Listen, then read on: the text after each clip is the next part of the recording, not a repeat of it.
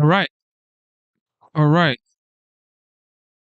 Welcome back to the live show. I told you guys we're going to be back here by 4. Yes, we're back here by 4:04 p.m. Yes. Yeah. It is what it is. All right. Today's date is still the 18th of July 2025, and we are about to check out the secretary, John Duffy, testifies before the House Transportation and Infrastructure Committee. All right, we're gonna check that out real fast. It's about 3 hours and 42 minutes, and you know, the chat is open. Be nice. Don't forget you are American first before you are a Republican or a Democrat. Okay, never forget that. Never forget that you're an American first before Republican or Democrat. So it's country first before party. So don't forget that. Also, when we're done with this, we're going to be back to check out the OG, the 45th, now the 47th President of the United States, do some signing at the White House. But first, we're going to check out this hearing. All right, with that being said, welcome to the Genesis Show. God is the greatest. God is the greatest. America is the greatest nation on the face of the earth. God bless the United States, and God bless you for tuning in. Enjoy the show. To order, and I'd ask unanimous consent that the chairman be authorized to declare a recess at any time during today's hearing without objection. That is so ordered. As a reminder, if members insert a document into the record, please also email it to documentsti@mail.house.gov.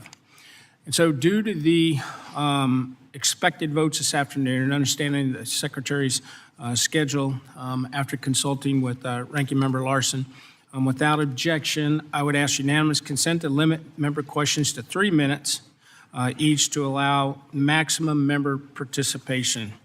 And I also will be foregoing my questions. So with that, I recognize myself for an opening statement, and I want to thank you, Secretary Duffy, Sean, for being here today to discuss the Department of Transportation's policies or programs and fiscal year 2026 budget request. You have had an extremely busy 6 months, and I appreciate you coming in to answer members of Congress's questions. Following the tragic aviation accidents in the recent months and years of underinvestment in FAA's capital budget, this committee responded by providing the FAA with a $12.5 billion down payment to modernize air traffic control systems as part of the reconciliation bill. This funding will allow the administration to immediately get to work to replace critical telecommunications infrastructure and radar systems, invest in runway safety and airport surveillance projects, and replace antiquated air traffic control facilities. And I appreciate your work on the administration's brand new air traffic control system plan, and I look forward to working with you and the administration to ensure this funding supports the plan's goals and helps deliver a state-of-the-art ATC system. We also recently marked the 1-year anniversary of FAA Reauthorization Act of 2024 being signed into law. This bipartisan law significantly advances the aviation industry through safety reforms, requirements for the FAA to plan for modernizing the ATC system, improvements to address workforce challenges, increased funding for airports across the country, improvements to the passenger experience, and the inclusion of the very first ever general aviation title. I look forward to working with you, Secretary Duffy, so that this law is implemented in a way that ensures America's aviation system remains the gold standard for the world. Additionally, the committee is already working on the next surface transportation bill, which we plan to consider before the end of the year. The current authorization, which is set to expire next September, has plagued infrastructure planning with delays, cost increases, and administrative confusion. The committee has a prime opportunity to focus on core infrastructure that moves people and goods safely and efficiently, cut red tape and accelerate project delivery, ensure that states have the flexibility that they need to address their priorities, and shore up the bankrupt Highway Trust Fund. We must maintain the user pays principle and offer solutions for putting the Highway Trust Fund on a more sustainable fiscal path. I look forward to working with my colleagues on both sides of the aisle to address the trust fund's funding challenges. Simply put, we have to make America build again. And with that, I want to thank you, Mr. Secretary, for again being here with us today, and I look forward to hearing your testimony and a productive hearing. With that, I recognize Rick for his opening statement. Thank you. Thanks for holding this hearing, Chair Graves. Secretary Duffy, thanks for taking your time out of your busy schedule as the head of 2 federal agencies now. I appreciate your appearance before the committee. This committee is a workhorse committee. We're not a showhorse committee. It has a history, which I appreciate Chair Graves continuing, of enacting legislation to fund critical transportation and infrastructure projects to create jobs, working across administrations to get these investments to our constituents. And I certainly want to continue that partnership. There's a lot of critical work ahead of us to modernize the air traffic control infrastructure and boost controller staffing, to improve rail safety, to upgrade roads, bridges, airports, and ports, and transform how we move people and goods safely through communities and across the country. We have a great opportunity to work together on job-creating infrastructure investments this Congress, including a surface transportation authorization bill. But to do any of that work, we do have to rise above the chaos. Delaying grants authorized in statute or conditioning transportation funding on things that don't have to do with transportation won't get us to yes. DOT is currently reviewing 1,300 approved grants, and your 26 budget request seeks to cancel $5.7 billion in EV charging grants. So I urge you to get on with the review of the remainder of these grants because we are leaving construction jobs on the table without these grants going out the door. Holding up these grants stalls badly needed job-creating infrastructure investments, and we need to get them going on that.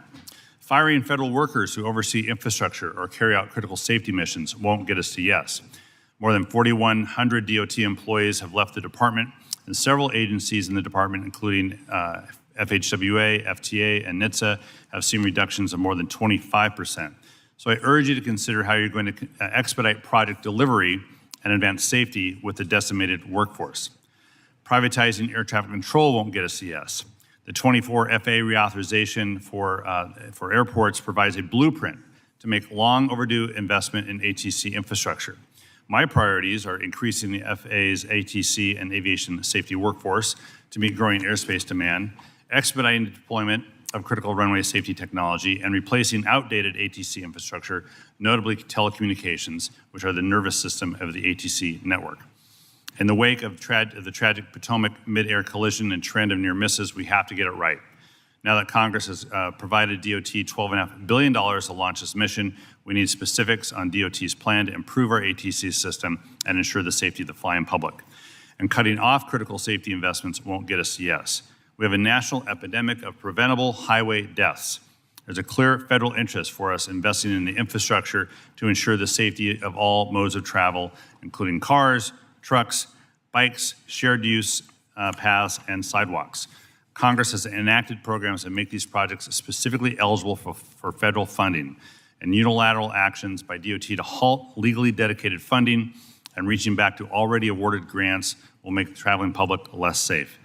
The DOT's job is to implement the laws that Congress has negotiated and passed, and it's every member of this committee's job to hold DOT accountable to that standard, regardless of party in power, and regardless of how much we like the Secretary or not. And I do want to say I do like the Secretary, but he hears from me a lot. So far, this administration has played a little fast and loose with the division of responsibility between the legislative and executive branches, and has given deference to executive orders, even if Congress has already passed a law with a very different idea.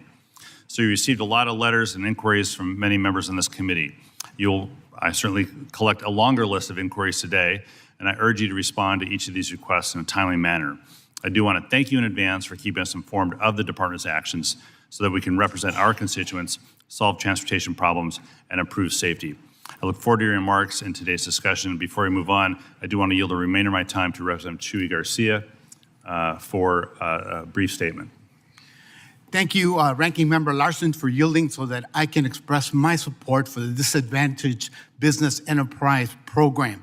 This committee regularly considers and reauthorizes the DBE program, most recently in the FAA Reauthorization Act of 2024. This program combats intentional discrimination and ensures that women-owned and minority-owned businesses have a fair chance to compete for the transportation and infrastructure contracts. The committee has also collected statistical and qualitative evidence of discrimination faced by women and minorities in their attempts to establish, grow, and operate construction businesses and bid for highway, transit, and airport projects across the country. I've personally heard from firms across Chicagoland, including Ms. Deesh, who said, the DBE program creates opportunities for my company to pursue a piece of the project that would typically be too large for my company to pursue as a whole. Ms. Weiss said, the DBE program has brought me into the projects and partnership that literally keep my lights on. And Mr. Castro said, the DBE program has given our firm an incredible opportunity to work the engineering space on high-profile projects in our community. End of quotes. As we prepare for the surface bill, the committee has received over 100 submissions supporting the continuation of this program and ensuring businesses in our districts are not shut out of the construction contracting opportunities. I ask unanimous consent to insert these letters into the hearing record. Without objection. Thank you, and I yield back. Yield back. So now, again, I want to welcome our witness, Secretary Duffy. And again, thank you for being here. I don't have to explain the lights to you, and let's all be mindful of the time constraints that we have. I might ask unanimous consent that the witness, the full statement be included in the record, and without objection, that is so ordered. I'd ask unanimous consent that the record at today's hearing remain open until such time as our witness has provided answers to any questions that may be submitted to them in writing. Without objection, that is so ordered. I'd also ask unanimous consent that the record remain open for 15 days for any additional comments and information submitted by members or witnesses to be included in the record of today's hearing. Without objection, that is so ordered. As your written testimony has been made part of the record, the committee asks that you try to keep your oral remarks to 5 minutes. So with that, Mr. Secretary, I turn it over to you. Thank you. Chairman Graves, Ranking Member Larson, members of the committee, thank you for having me today to testify before this great body. My aim over the course of this hearing is to provide you a sense of how building big, beautiful infrastructure is at the top of President Trump's priorities and how we can all work together in a bipartisan effort. And I would just note that for 9 years I sat where you sat, and I would tell you it's much more fun to sit where you're at than where I'm at. But it's good to be here with you all. I took office nearly 6 months ago, and in my first full day on the job, we experienced a sobering reminder of why the department's top priority is and always must be safety. The 67 lives lost by a mid-air collision of an Army helicopter and a commercial flight over the Potomac was a stark reminder of what's at stake in our most fundamental mission at the Department of Transportation. This tragic episode is also why the construction of a brand new air traffic control system is at the top of our agenda as we get America building again. I want to thank you all for passing one big, beautiful bill, the $12.5 billion, which is a down payment for this build. I know all of you did not vote for the big, beautiful bill, but I believe this portion, the $12.5 billion, I think we would have had unanimous support throughout the committee because you know probably better than anyone else how important our air traffic control infrastructure is, more so than probably anyone else in the country. And so, though everyone didn't vote, I appreciate everyone's support for what we're trying to do. In May, I unveiled a 3 to 4 year plan to execute a complete overhaul of this outdated system. And let's be clear, flying is safe. I fly out of Newark all the time. It's now my most used airport. And we saw glitches in the system a few months ago in the TRACON in Philadelphia that impacts the Newark airspace. And those have exposed some issues within the system as a whole. Our job is to keep air travel safe, which is why I've dedicated my tenure to delivering an all-new a brand new air traffic control system, state-of-the-art, gold-plated, best in the world. Our goal is to make air travel not just safer, but also more efficient with more commercial flights, more drones, more air taxis, and an ever-expanding commercial airspace as well. This is the time, if we're going to be able to meet all those needs, to rebuild this system. Our department has also moved swiftly to streamline the hiring process for new air traffic controllers. You all know we're 3,000 controllers short. And so in May, we launched a spring initiative to supercharge our controller fleet with lucrative bonuses to controllers who are eligible for retirement. We're asking, they're the most experienced too, by the way, we're asking them to stay longer. We're giving them a 20% upfront cash bonus to stay beyond their eligible date of retirement to try to fill this gap. We have already cut months off the hiring pipeline as we're enrolling new people into the FAA Academy in Oklahoma City. This is not, and we're probably going to talk about this, there's not one silver bullet to shoot on air traffic control. We have to take all of these multiple steps to move as quickly as possible to get more young people into the business of air traffic control and keep more of those experienced controllers on the payroll. And as you know, as a graduate of the academy comes out, they just don't go into a tower and they're not certified. It takes time to certify in the different airspaces across the country. So I ask for your patience, but also we have some money in the big, beautiful bill to help with that. We're hoping in 2026 to get to 2,500 new controllers out of the academy and start their certification process. Recent changes at Newark Liberty International Airport have demonstrated the effectiveness of our proposal to fix the aging system. And just real quick, the runway was completed almost 2 weeks before schedule. One of our problems is that we have companies that we deal with at mid-management level. I'd just say the DoD gets the top level management. They're the first project on the docket for many of these companies. We are now getting CEO engagement. Verizon helped us. They laid a fiber line between the Philly Tracon and N90 within a month. We took another month and tested that line. So in 2 months after you saw what happened in Newark, we had the new line up and running, alleviating those issues we had with telecom. And I think that's just, I know some of you have asked, can the FAA do this? We can, and I think this is a great example of how we're thinking about and engaging corporate America differently to accomplish the goals that you're going to set for us. I know I'm out of time, and we don't have a lot of time today. I know we're going to talk about surface reauthorization. I'm happy to have a conversation about that as we hopefully together in a bipartisan fashion come up with a plan for America on how we rebuild this infrastructure. I appreciate the time of the committee, and I look forward to your questions. And with that, I don't know if I get to yield back as a witness or not, but I yield back. We'll turn to Rick Crawford. You're up. Thank you, Mr. Chairman. Mr. Secretary, I'll try to be brief because I only have 15 minutes. Great to see you back here. I think you're doing a fantastic job, and I think it's not lost on us the baptism by fire that you underwent on your first day on the job, and I think you've just done a fantastic job. I want to talk real quick about a couple of things I know that you're attuned to, something I've been working on for quite some time. It has to do with truck parking. It's been a big issue for the trucking industry, our interstate system, and previous administration not authorizing that issue. We need ample and safe locations for truck drivers to be able to rest, and we need to start looking for how to redirect funding for this. IJA provided $7.5 billion for EV charging infrastructure projects and very little results to show for that. So our nation was not and still not at a point where rapid rollouts of charging infrastructure is a pressing issue. In contrast, our trucking industry is certainly not in a position where that transitioning to electrification is a priority, but we do need parking.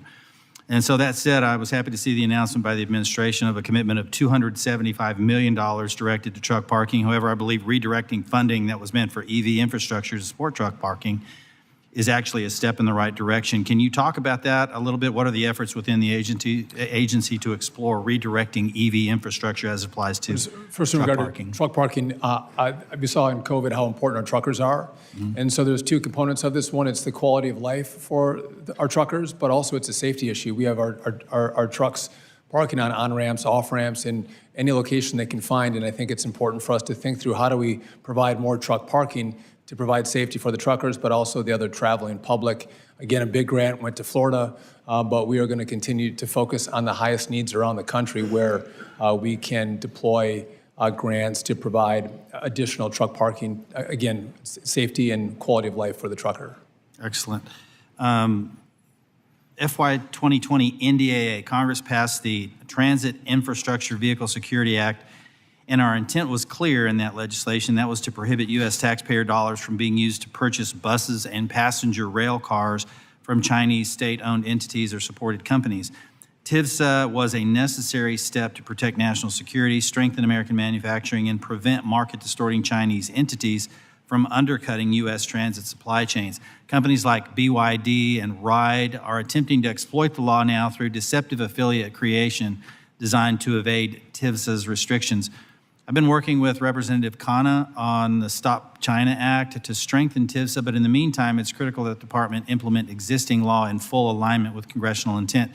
Can you talk about what your commitment looks like in terms of implementing TIVSA consistent with congressional intent and making sure companies like BYD and RIDE are not permitted to circumvent the law? Just real quick, I know we had grants for no and low emission buses. We're getting a lot of communities that have reached out to us that they're telling us that the no emission doesn't work. They want more low emission options. We're going to work with them on that, but I believe in Buy America. And my good friend Tammy Baldwin, Democrat senator from my great state, the greatest state maybe, Wisconsin, is hard on this, and I would agree with her assessment that we do have to make sure that at all costs that these products are built in America, and we have to get around the gimmicks. Thanks, Secretary. Appreciate it. Thanks for being here. Thank you. Rick. Yeah, thanks, Secretary, for being here. Appreciate it. So we chatted a little bit last week on the phone about the last issue you had brought up, but I want to ask you about the outstanding grants. So this morning you announced, the Department announced another 415 grants that you have cleared so that local governments, state governments, and so on can negotiate and move forward on getting these dollars obligated. So you're about 1,900 cleared out of 3,200 grants cleared, and I appreciate that. It's always, what have you done for me lately? And so there's still another 1,300 grants out there. And these are grants that are going to be, implemented on the ground, building projects, creating local jobs in construction.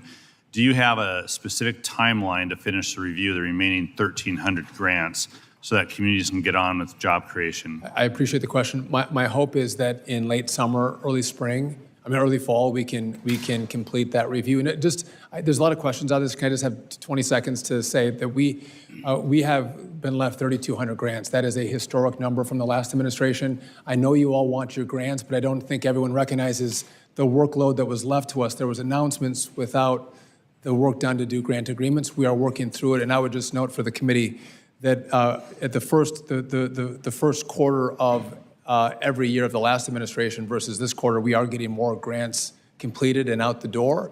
But I know that's not enough for everybody. Everyone wants their grants right now, and so we are working diligently to do that as quickly as possible. Well, we're going to certainly keep pushing that. There's 3 in my district that were part of this new tranche, and looking forward to the rest of mine in my district. And so I'll speak for me, but I'm sure everyone else has the same view about the grants, including the Skagit Transit Maintenance and Operation Facility. Still waiting on that one. I'll ask a second question quickly here, just about roadway safety. I argue it is a federal interest to invest in sidewalk and bike paths because we have a roadway death epidemic in this country. 20% of those roadway deaths involve a bike, someone on a bike or someone walking.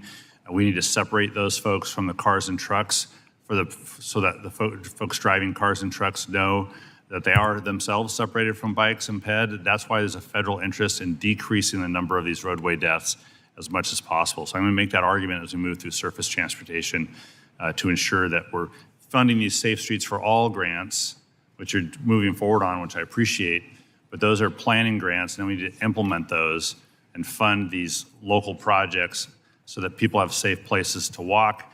Cars and trucks know that those people won't be on the roads using the road as a sidewalk, back to using a sidewalk as a sidewalk. I would welcome further conversation. I think there's some places where you are right, we need separation, but in other places, I think we're actually commingling automobile traffic with bikes and pedestrians, and that it can also be a danger as well, and I think there's a balance to how we do this. There's also a congestion issue that comes up as well when we convert traffic lanes to bike lanes, but I'm obviously open to that conversation and implementing the will of the Congress. Appreciate that. Thanks. Mr. Webster.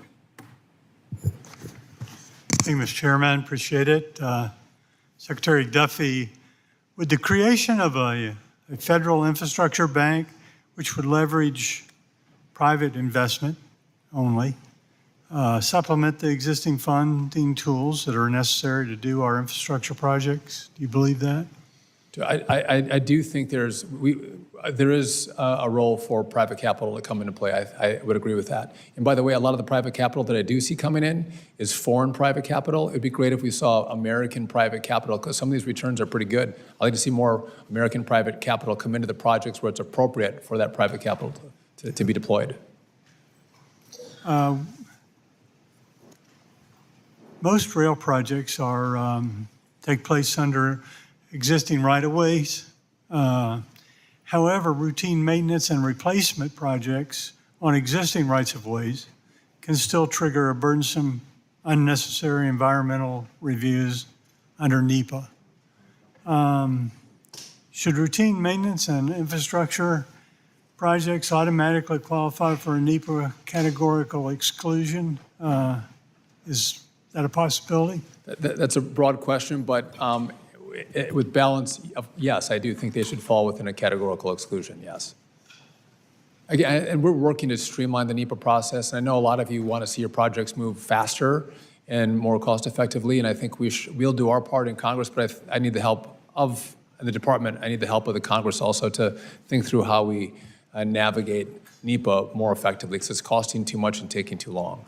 So as Congress begins to work on new surface transportation reauthorization legislation, how important is permitting process reform to reduce the time and cost of improving our railroad system? Well, when 30-40% of the cost of a project can be with consultants and permitting, we're losing valuable dollars, which, by the way, we're all fighting for more money to do more projects. We're losing that money. That's not turning dirt. So I think it's critically important that you all consider that in a way that we can still protect the environment, but we can move these projects way faster and be smarter. We've been doing this for, 40 years? We can learn from the work we've done in the past and how we can move more quickly in the future, and what impacts the environment and what doesn't, and let's be smarter about it. Thank you very much. Looks like my time is running out. Yield back. Eleanor. Mr. Secretary, Union Station in the District of Columbia, which is owned by the federal government, is a vital local, regional, and national intermodal transportation hub. However, it has not undergone major innovation since the 1980s. It's a long time. The Union Station expansion project represents a historic transportation and economic development opportunity for the nation's capital and the National Capital Region, but billions of dollars are needed to carry it out. Does the administration support Union Station expansion project, and if so, how does the administration plan to carry it out? That's a great question, and I would agree with you. It's a very important part of transportation here in the DC metro area. I would like to talk about the project more, get smarter on the project. I would just note that we are looking at doing Penn Station, also very important. And again, I think it shows a commitment from this administration and this president that we don't have silos. We want to look at all of our modes of transportation, including passenger rail. Well, let me know when you know how to carry it out. After the tragic mid-air collision near DCA earlier this year, I wrote a letter urging DOT to require all helicopters operating near DCA to use their transponders except in the case of national security emergency or the transport of the president and vice president. At a May hearing in this committee, an FAA official stated that helicopter flights related to law enforcement, national security, and the transport of government officials are not required to use transponders near DCA. These overly broad exceptions jeopardize the safety of the airspace near DCA. Will you commit to requiring helicopters operating near DCA to use their transponders except in case of national security, emergency, or the transport of the president and vice president? You raised an important issue. That's something we are looking at and going to consider. You do know that we have restricted the airspace around DCA, that Route 4 is not being run anymore unless it's for the president or life-saving or law enforcement missions, as well as we put a cap on flights coming out of the Pentagon. The paramount issue here is the safety of the traveling public. And if we're going to run military missions or run VIPs out of the Pentagon or anywhere else, I would, at first blush, agree. We should have the appropriate equipment on those flights.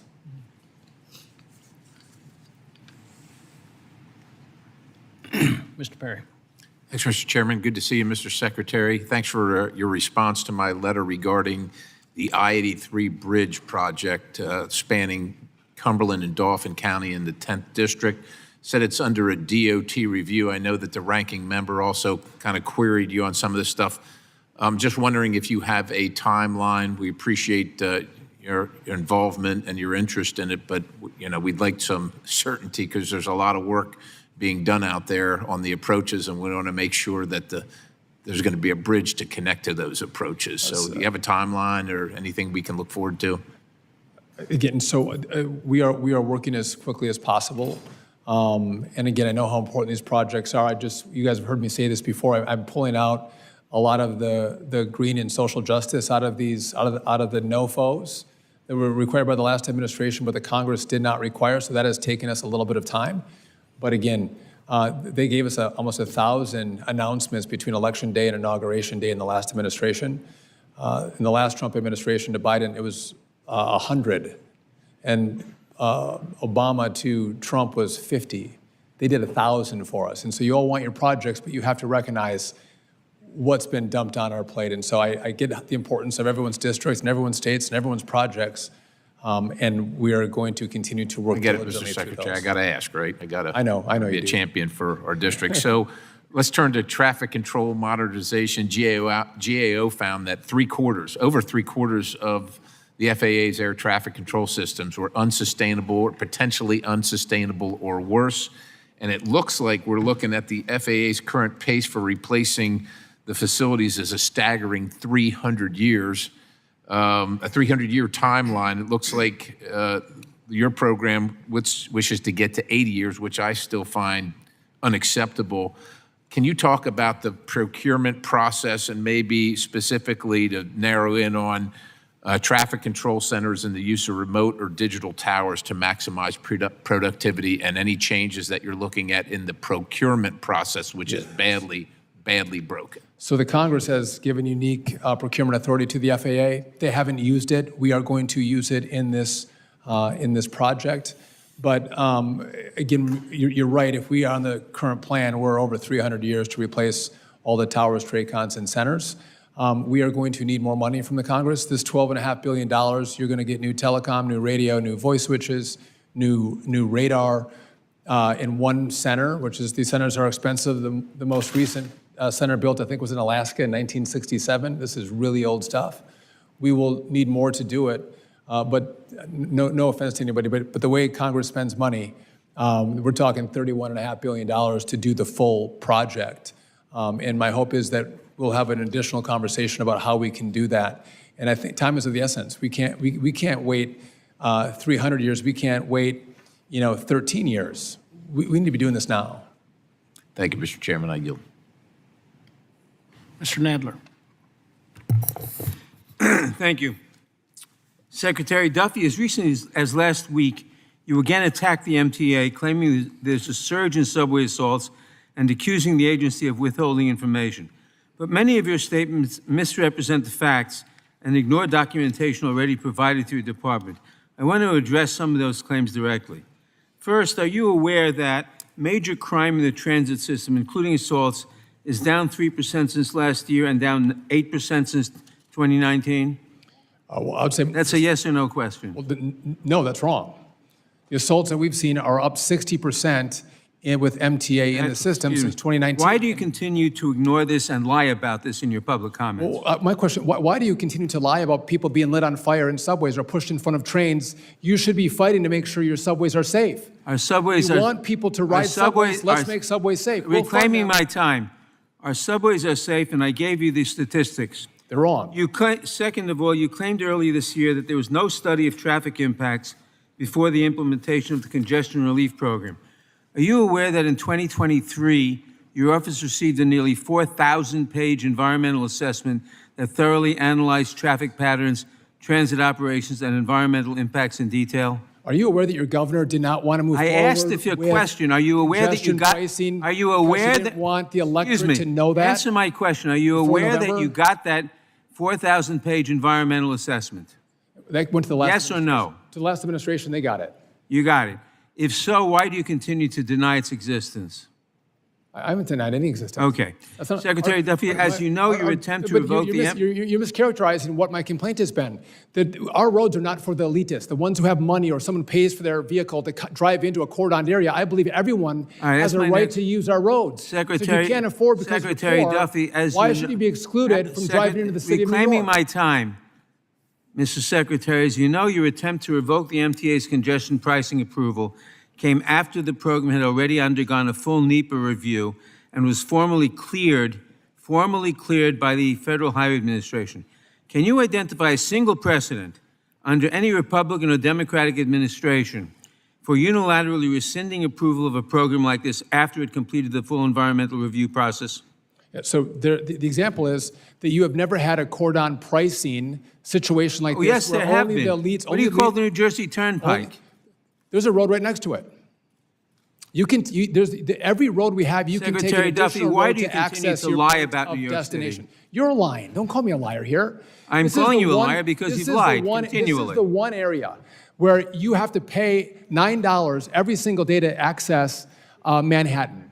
That doesn't Not exist to act- anywhere else. Every single program where you have tolled highways is under the same Why don't we program. fight for the people who can't afford to pay that pricing? Why shouldn't everyone have access to the city? And if you're going to force people into a subway, make sure it's safe.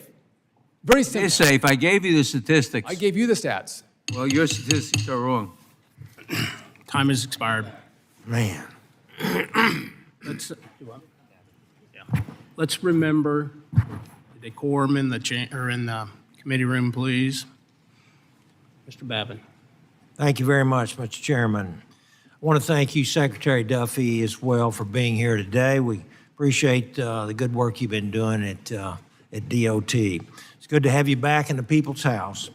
Mr. Duffy, the first thing I want to do is congratulate you on your new role as acting NASA administrator as well. As the representative of NASA's Johnson Space Center in Houston and the chairman of the House Science, Space, and Technology Committee, I know you're going to be doing a great job. Once you get settled in your new role, though, we'll be asking you to testify on the budget request from Office of Management and Budget. And in the meantime, I would like to have your assurance, if you can, that you will not take any actions pursuant to fiscal year 26 budget requests until Congress acts on OMB's proposal. And as an example, such as layoffs, program terminations, et cetera. Listen, I'm going to follow the will of Congress, and just as you know, I'm the interim administrator. I imagine the administration is going to nominate someone. I do think it's important that, and you would agree, we have to start to move forward. There are very critical timelines that we have to meet, and I'm happy to work with you and your committee and the Congress to make sure we're doing that. Good to hear. Thank you. And turning to the Department of Transportation, the FAA's Office of Commercial Space Transportation, which goes by the acronym AST, issues licenses for launch and reentry activities for commercial space launch providers. Can you assure me that AST will prioritize launch and reentry licensing rather than activities beyond its statutory bailiwick, and which was a real problem over the last 4 years of the previous administration? I can commit to that. Absolutely. Thank you. Thirdly, I also proudly represent the 36th District of Texas, which includes the Port of Houston. We boast the largest port in the state of Texas by gross tonnage, an industry that supports 1.54 million jobs throughout our state. And as you might guess, port infrastructure issues are critical to my district and indeed to the entire coastline of Texas, which hosts 6 deepwater ports. Secretary Duffy, as Congress continues with important work reauthorizing infrastructure programs this year, can I count on you to work with us to ensure that our ports have the support and the resources that they need? 100%. Amen. Thank you. One time permitting, I still got a few seconds. Mr. Secretary, the lack of safe and accessible truck parking has been a top concern for many in the trucking industry for many years. The department recently highlighted truck parking infrastructure as a priority. Can you elaborate on what specific actions, funding mechanisms, or guidance would include to address the nation's severe truck parking shortage? Yeah, I would just note that I don't think this was a past priority. I think, I know this administration does care about truck parking and the safety of truckers and our traveling public. So we've already deployed one large grant agreement with Florida. We have others in the works, and we're going to continue to work with all of you to make sure that our truckers are treated fairly and our public is safe. Amen. Thank you very much, Mr. Secretary. Yield back. Thank you, Congressman. Mr. Garamendi. Thank you, Mr. Chairman. Mr. Duffy, thank you for being here. We appreciate your testimony, and we look forward to working with you, even though we may find ourselves in disagreement with much of what you're doing. A couple of things I want to try to really understand. There's some 3,200 competitive grants that were already awarded to states and cities, transit districts, tribes, airports, as well as ports. These are all in abeyance. Those have been stalled. Apparently, you're now working through each of those from your previous testimony. And you've also said that you intend to give preference to all DOT grants, loans, contracts, et cetera, that assist and that do assist state contracts to communities with marriage and birth rates higher than the national average. An interesting prioritization. I want to now focus on community transportation programs. These are the UTCs. And in writing about this in early May, or speaking about this in early May, you said, the previous administration turned the Department of Transportation into the Department of Woke, whatever that might be. I focused the department on what matters: safety, making travel great again, and building big, beautiful infrastructure projects. The American people have zero interest in millions of their tax dollars funding research at the intersection of gender non-conforming people, infrastructure inequality, I'll repeat that, as though the American people have no interest in infrastructure inequality, or whether the road improvement projects are racist. It's time to inject a dose of reality back into our higher education system, and that starts with ending these wasteful and divisive grants. Turns out that 7 grants have been terminated. All 6 of those 7 grants are in blue states. One, specifically the University of California in Davis, National Center for Sustainable Transportation, a $12 million grant accelerating equitable decarbonization.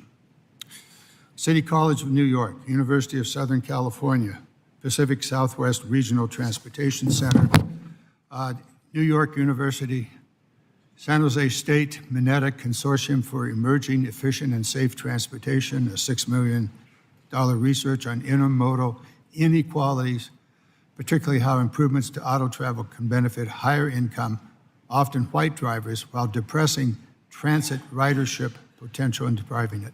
University of New Orleans, that would be, I believe, a red state, Johns Hopkins University Center for Smart Transportation. Apparently, in canceling these grants, you're carrying out your policy. I don't know what the birth rate might be in these various areas, but I would suggest it's probably going to meet your requirement of marriage and birth rates being higher than the national norm. It seems as though you've gone through a process of simply looking for words and canceling those projects. I think that is a terrible way to conduct policy. You've got a couple of seconds to respond. I guess we have no time to respond. I would just note that I didn't hear the committee complain when there were 400 grants that were announced in 2012, and the prior secretary did not move them forward. But now that I have 3,200, you want to complain that I haven't got them done fast enough for you. You can name a few grants that I have canceled, and I look again, equitable decarbonization. We lose 40,000 people a year on our roads. I think there are better uses of our research and our dollars to make sure we can keep people safe. You might like equitable decarbonization, or you might like improvements to auto travel, how it can benefit, or how it does benefit higher income individuals over white drivers. I mean, the racial stuff as opposed to keeping people safe, that's my drive. That's my mission. And again, I'm working, and I'll send a chart to you, Congressman, if you want, that'll show that we are doing more in the first quarter of this administration compared to the first quarter of every year of the last administration. So I love the complaints, but that's actually not true. I do not doubt your hard efforts. But what I doubt is the method in which you are carrying it out. Mr. Chairman, I'm sure the Secretary appreciates it. And if you want to have an additional conversation, I'm happy to have a phone call with you on why we're doing it, and we're going to allow people to rescope as well. And if there's other good research they can do, we're going to work with them. You'll get a phone call this afternoon. I can't. Well, thank you maybe for tomorrow. the opportunity. Tomorrow. Maybe. Mr. Rouser. Tomorrow. Well, Mr. Secretary, welcome back to Congress. Mr. Rouser, thank you.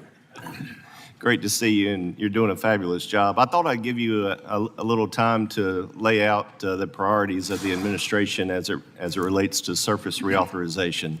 The big key points that you want to make sure the administration wants to make sure that we get right, because this is important work. It really is important work, and that's why tomorrow I've invited all the DOT secretaries or staff from your states to come in and have a conversation about their priorities for surface reauthorization.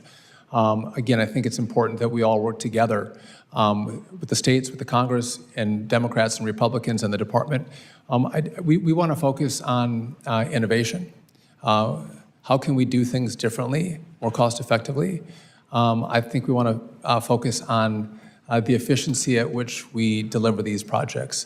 There's too many stories across your districts about the time frame that it takes to build a project because of all the requirements that are put around the money that's given for the specific project.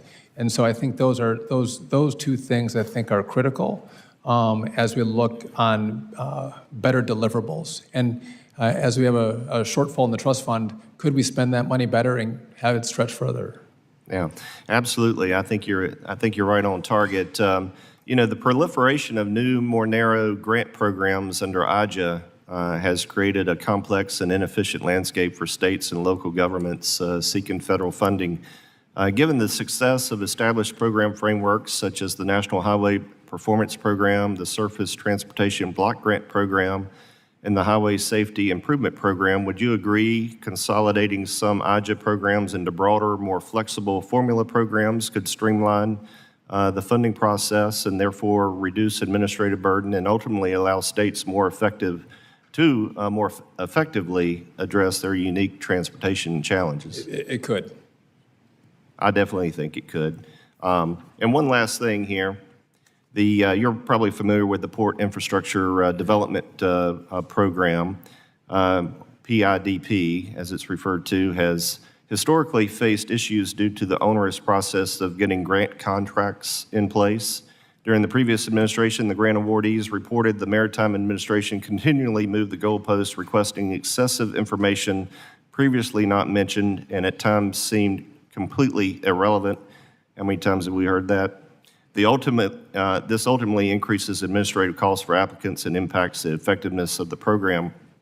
So the administration's proposed budget includes $1 billion in PIDP funding for fiscal year 2026, What is the department doing to improve the process for getting the money out the door so proposed projects can be built more quickly? Well, again, we are working quickly to get as much money out the door as possible. As whether some people don't like the president, others of us love him. He likes to build, and that was the first thing he told me. He wants to build big, beautiful projects. He loves ports, he loves roads, he loves bridges, he loves the airspace, and so it's really helpful to have a president who is going to join us in this effort in radically improving our infrastructure. To my last point, though, there is work that we're doing right now to streamline some of the permitting process that can bring us a lot closer to moving projects faster. Very good. I yield back. My time's expired. Mr. Johnson. Thank you, Mr. Chairman, and welcome back to Capitol Hill, Secretary Duffy. Good to see you. You too. Air traffic controllers perform a very high-stress job in a very high-stress environment, correct? Yes, they do. And even before Donald Trump took office, there was a shortage of air traffic controllers. They're having to work overtime. That adds to the stress, does it not? That's correct. And I'll recall a March cabinet meeting where we were aware of you standing up for the air traffic controllers from the chainsaw of Elon Musk. And I want to thank you for standing up, even though at that meeting you were having to account for how many people had been terminated under DOGE. Secretary Duffy, on May 15th, this committee held a hearing discussing the Federal Aviation Administration, and during that hearing, I asked the FAA's Deputy Chief Operating Officer a very simple question. How many air traffic controllers have left the FAA since January 20th of 2025? He didn't have an answer. So I'll ask you now, can you tell this committee how many air traffic controllers have left the FAA since January 20th of 2025? I don't. And please don't tell me you don't know. Oh, I don't know. I don't know that. But what I can tell you is that This is such an important job. It's such.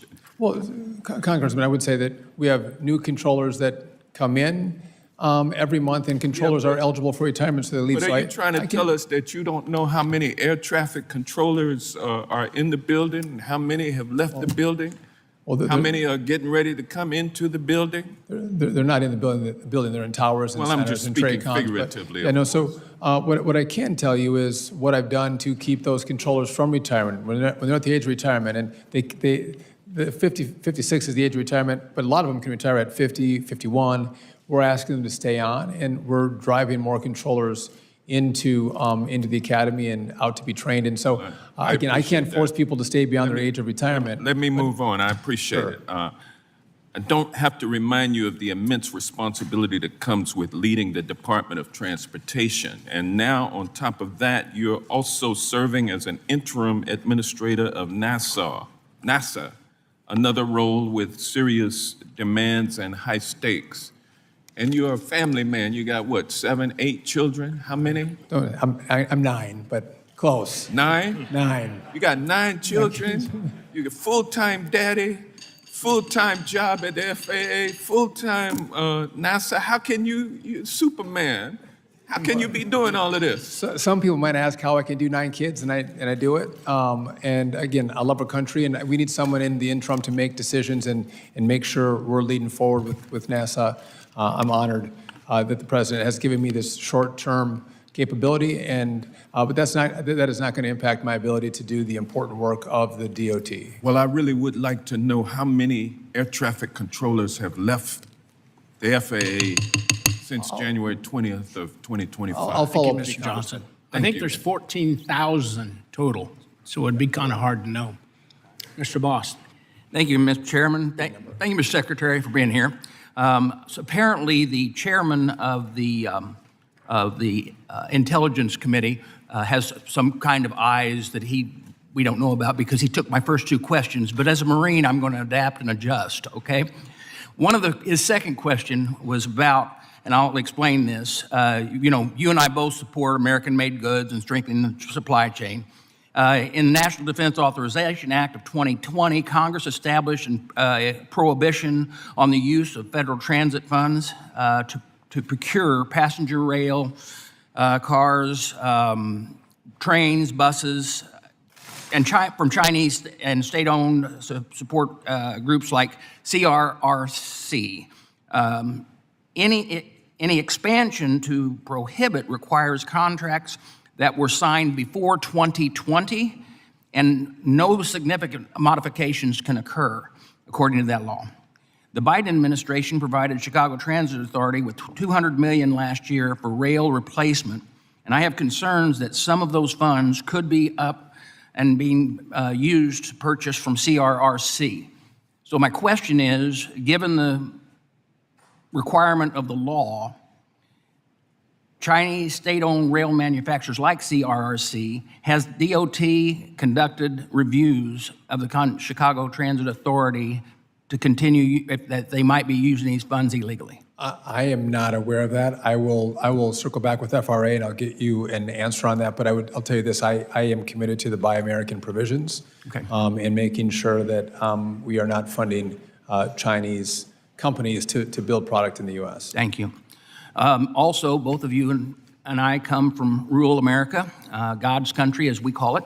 And I hear from my constituents all the time that repairing rural roads and smaller cities, small towns are forced to compete for a smaller pie all the time. Mr. Secretary, do you think it would be beneficial for rural America to have a dedicated funding stream for rural and agricultural road improvements work to invest in the first mile and the last mile? Listen, I do think it's important that we pay special attention to rural America. Oftentimes it can be forgotten, but it's great in this body and with the secretary who comes from rural America to understand the hardship even applying for grants, and how do we help them access more dollars to make sure their infrastructure meets the 21st century. Well, I want to close out my last few seconds here by simply saying I think you're doing a great job, and I would want to let you know that in my committee, the VA committee, when Doug Collins, Secretary Collins gave testimony, I think it's wonderful to watch former legislators deal with legislators, and I think you're doing a great job. Thank you, sir. Mr. Carson. Thank you, Chairman, and thank you, Mr. Secretary. Welcome back to the committee, sir. I want to raise a safety issue you may not be aware of, delayed implementation of secondary barriers in cockpits. Over a year ago, the FAA announced that they were starting the implementation of secondary cockpits on new aircraft. The requirement I authorized back in 2018 and reaffirmed in the 2024 reauthorization. These barriers, sir, were recommended by safety professionals after the horrific deaths of 9/11. We harden cockpit doors, but at some point during flights, the doors are open when pilots need coffee or they need to take a break or get a sandwich or take a restroom break. During these well-known periods of vulnerability, sir, flight attendants have often been very masterful in placing beverage carts before the flight deck. And I appreciate that labor groups, especially pilots, have been some of the strongest advocates for these safety devices and to keep crew and passengers safe, but we shouldn't have to rely on beverage carts. The very slow implementation to fix a well-known security risk, I think, is shameful. We can do better. Mr. Secretary, do you have any insights as to why implementation is taking so long, sir? I don't. I will take a look at the issue, and I'd be happy to follow up and have a conversation with you on how we can, again, continue to drive safety on our aircraft. Any personal insight, because I know you've been a member of this committee, I served with you. I was having a hard time. As to your personal feelings about these secondary barriers. I'm having a hard time hearing you. Secondary. Oh, secondary.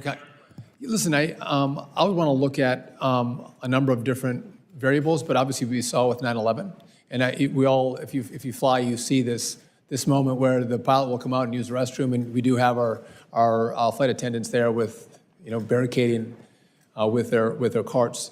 Again, I would like to look at all the issues around it, but I think you bring up a good point, and happy to look at it further and talk to you about it. Thank you. And I'm willing to submit questions to your team, and we can talk about it over the phone. That'd be perfect. Thank you. Thank you. Mr. LaMalfa. Thank you, Mr. Chairman, and thanks for joining us, Secretary. Great to have you out here. I appreciate your efforts to hit the ground running as Secretary with so many key issues in our country. Quick thank you on a project up in far northern California, the Tule Lake Airport. The FAA had mandated at least 13 years ago a safety fence to be built around that airport, and it's been really nothing but fooling around since, waiting for various reports. So that's finally moving along. It's much appreciated. Thank you for your people doing that. Now, California high-speed rail. This was passed in 2008, 17 years ago, a rail project from SF to LA that would be supposedly a high speed, and at a price at that time of $33 billion. We know now that the price is going to be somewhere around $128 to $130 billion. You've conducted a review on that. In that 17 years, they've only been able to put together $17 billion at best via state bonds, 2 different grants at the federal level, and a little bit of carbon tax money. So 17 years, $17 billion, they're $110 billion short. And their first segment, which is going to be from Merced to Bakersfield, they're calling it get this, the early operating segment of something that should have been done in 2020. They hope to have it done by 2033, early operating. These people are funny. That plus, Mr. Fong's here. I was going to make a Bakersfield joke, but anyway. They're way behind on this, and you've conducted a review on should federal money, is it even upholding the promise? Is it even upholding the commitments? How has that review gone as you started that review earlier this year on further federal money going to that? I appreciate the question, and I'd ask you to stay tuned on that. I appreciate your attendance as we went to California. You're right. I mean, I'm not opposed to high-speed rail. You have it in Europe and Japan and China. But if we're going to spend billions of dollars, I think the American people and the taxpayer expect that you're going to build high-speed rail. And to your point, Congressman, I don't see it. It's hard to see a pathway forward where they're already, 16 years in and $15 billion spent, and not one high-speed track has been laid. And it used to be from LA to San Francisco, now Merced to Bakersfield, not the two mass population centers of California.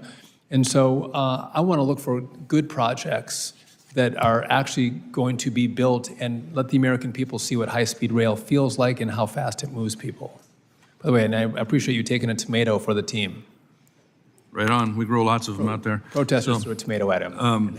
The Biden administration had basically an EV mandate that looks like a backdoor method towards CAFE standards to have high mile-per-gallon vehicles being forced upon the American public. What's your view of what's happening on that department's efforts to repeal the Biden EV mandate?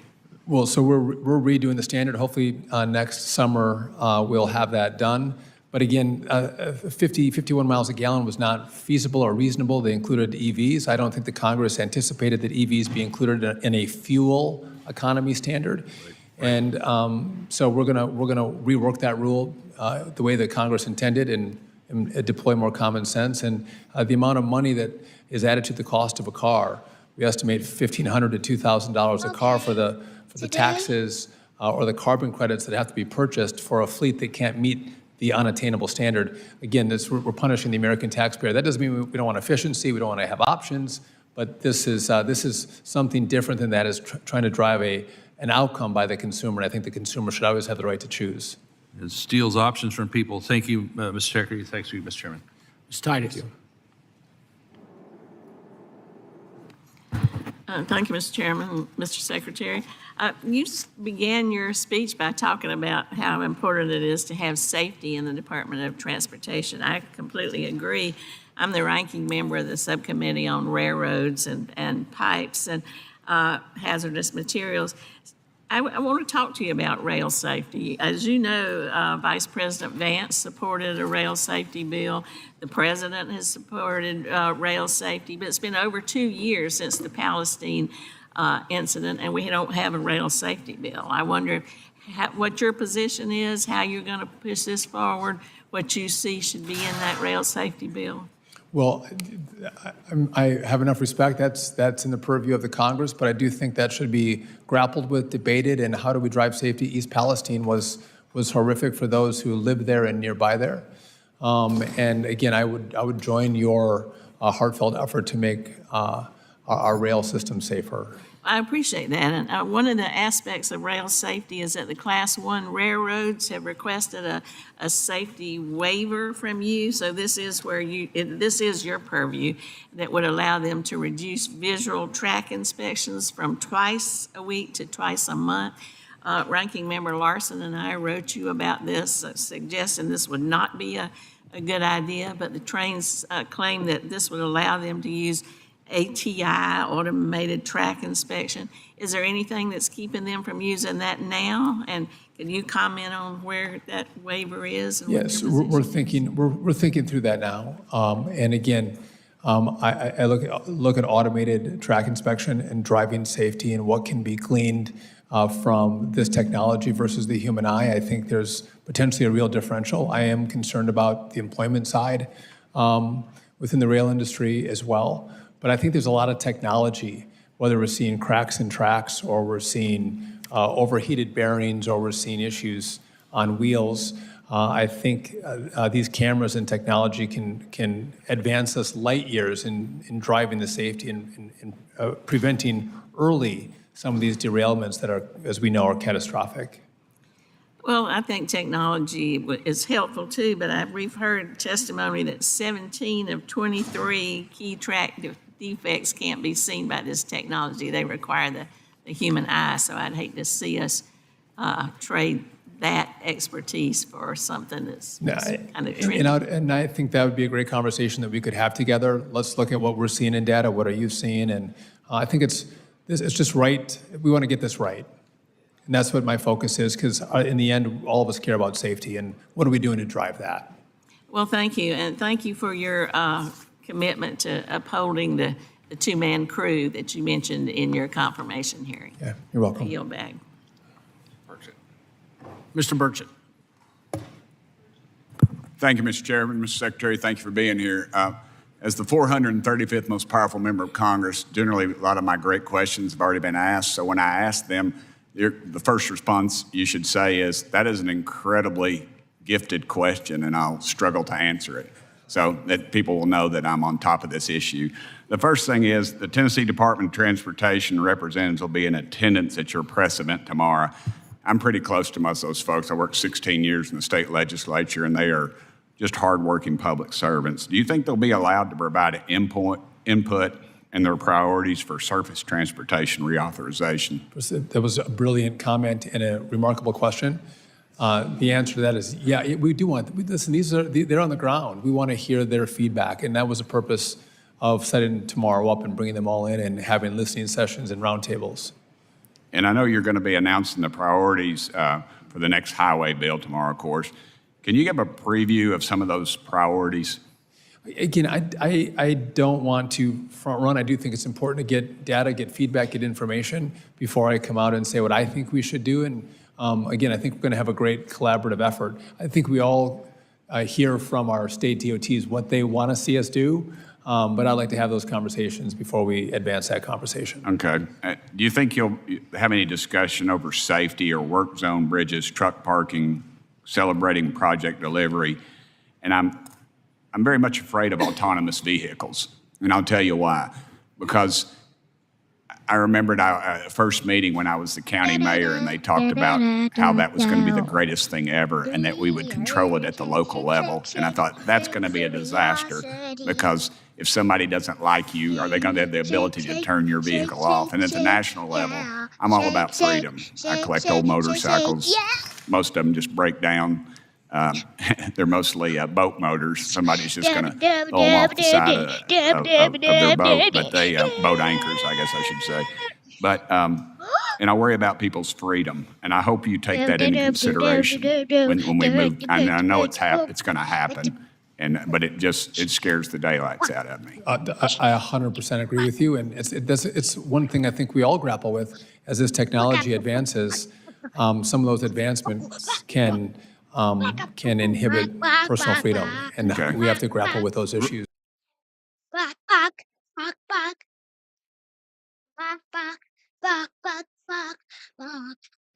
Real quickly, air traffic control modernization. I hope that's going to be a priority. I know you mentioned it in New Jersey and other areas, and I hope that, could you briefly say something on that? So 100%, we want to do this across the country. You gave us $12.5 billion that started in the House, and I'm grateful for the money that the House gave us.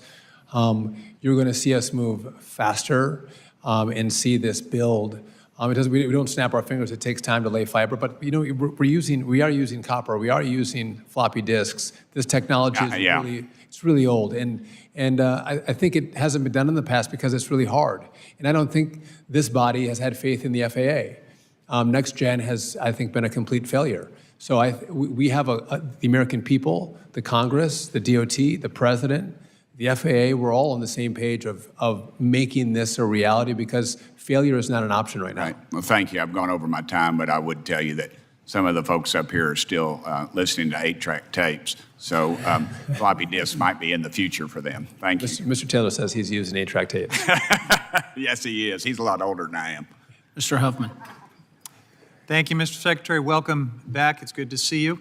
I know you're wearing several hats these days. I'm going to ask you about your role in overseeing the U.S. Merchant Marine Academy. Thank you. A couple of months ago, you did a fair amount of press about a portrait, a painting of Jesus Christ that you had placed prominently in a meeting area of the Academy. And you had said that you were taking it out of the basement and putting it into a place of prominence. So I want to ask you a little bit about that. And I believe you've put a copy of the same painting in your personal office. So I want you to know I have no problem with you decorating your office the way you want. I understand your Catholic faith is very central to you. Your office is yours to decorate in any way you want. But I'm troubled by this notion of this place of prominence in a room, in this case, the Elliott MC room at the Academy, which is the place where they have mandatory meetings, where they have honor code hearings.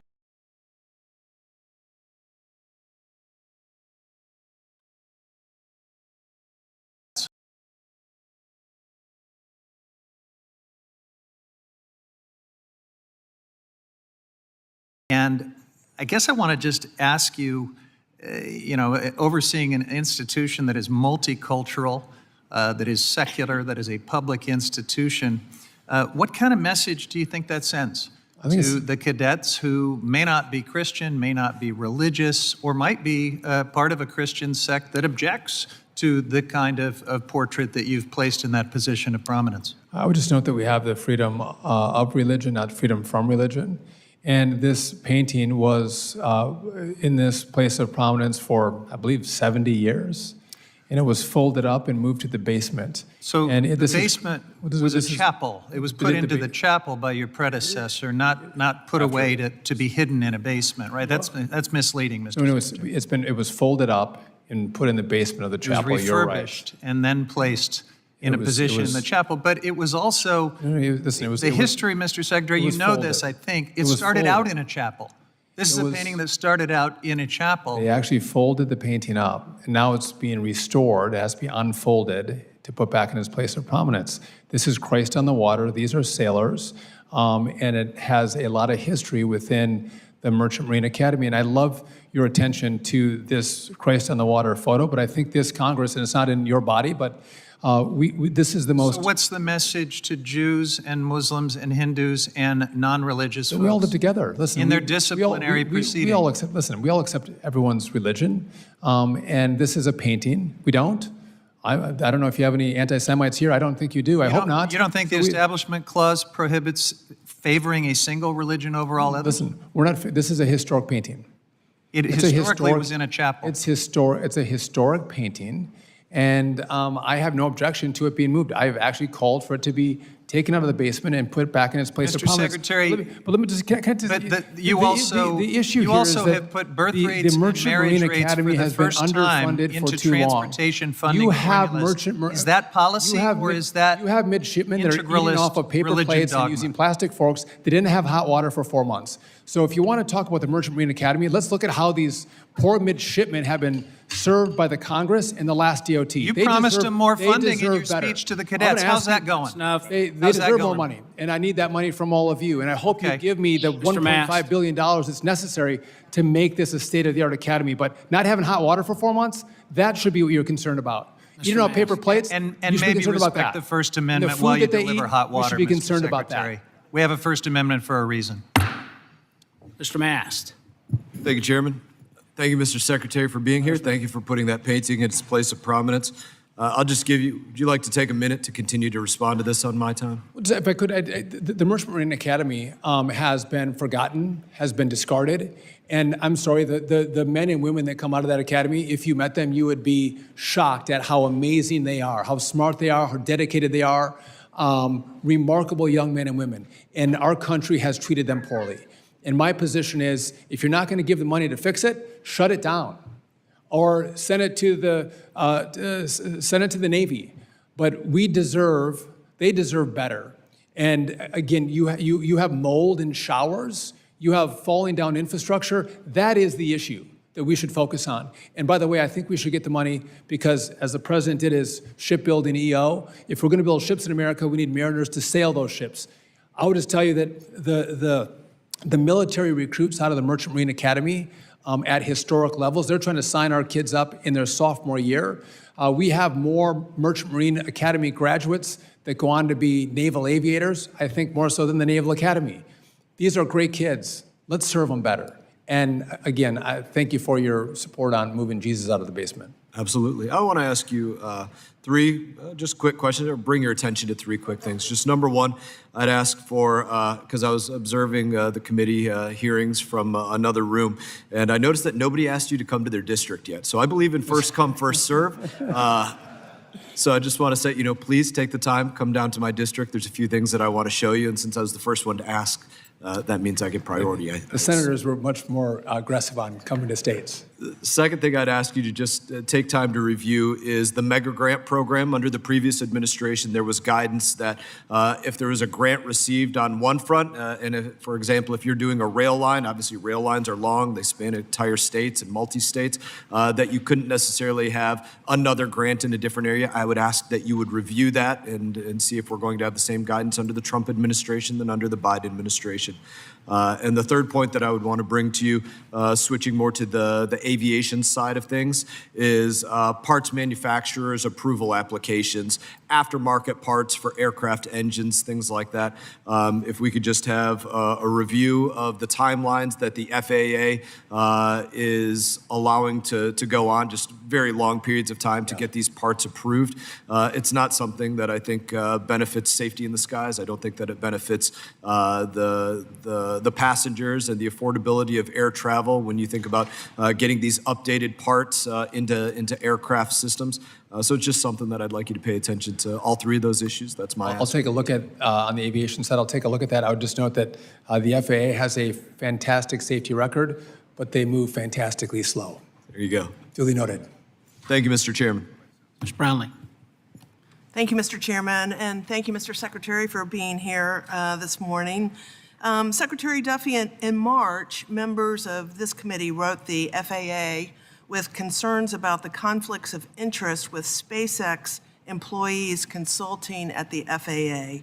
In the FAA's response yesterday, FAA admitted that conflicts of interest existed and that the SpaceX insiders were strangely given waivers. However, the letter didn't address how the Department of Transportation would safeguard the integrity of the system. So can you tell me why were these personnel given waivers, and how is SpaceX competitor information being protected?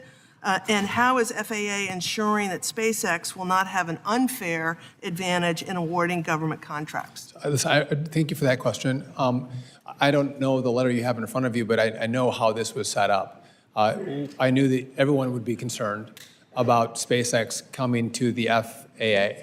And what we did was specifically guardrail them off from anything in space. And what they really did was they came and looked at our air traffic control system. They talked to controllers. They talked to our tech people. They actually saw what equipment air traffic controllers were using. And if I'm just really honest with you, I didn't understand how bad it was. Maybe most of you did. And it was through those engineers that were walking through what the problems are and what we have to do to fix it. It was a cascading set of, it's telecom, it's radars back to the 1970s.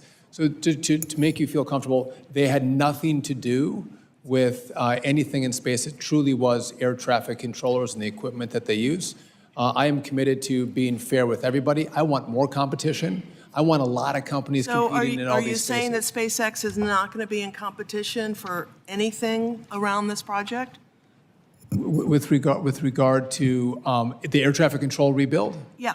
So I imagine at some point Starlink could bid on whether there's issues that we could use satellite communications. Well, do you think there should be guardrails around that? Well, I guess I would just note that the option of using Starlink was brought up in the last administration, and there was no issue with it.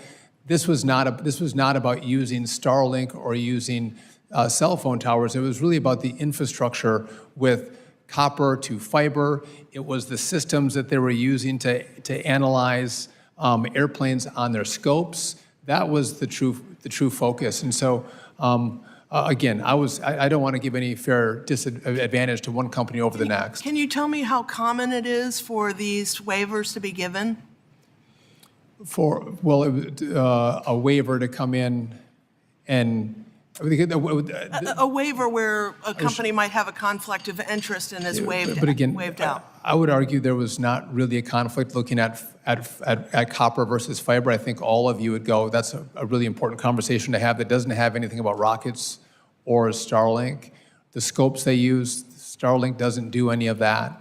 90-some% of this build is going to be, on telecom, is going from copper, which, by the way, just going to give you guys a side note, we were going to spend $800 billion a year in obsolescence fees.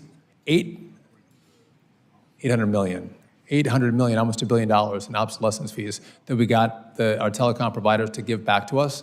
But our whole rebuild budget was going in obsolescence fees. We got the partnership to stop that, but we have to go to fiber because no one has copper anymore. So that was the mission, not some competitive advantage to Starlink. And by the way, these are like tech guys. These are not business guys. They're like the tech ops guys. Thank you. I appreciate the question. Thanks for letting me clarify. Mr. Secretary, thank you, and we appreciate the partnership we have with the department. I want to lay out 3 problems quickly and 3 potential legislative solutions, and then just give you an opportunity to respond to any and all.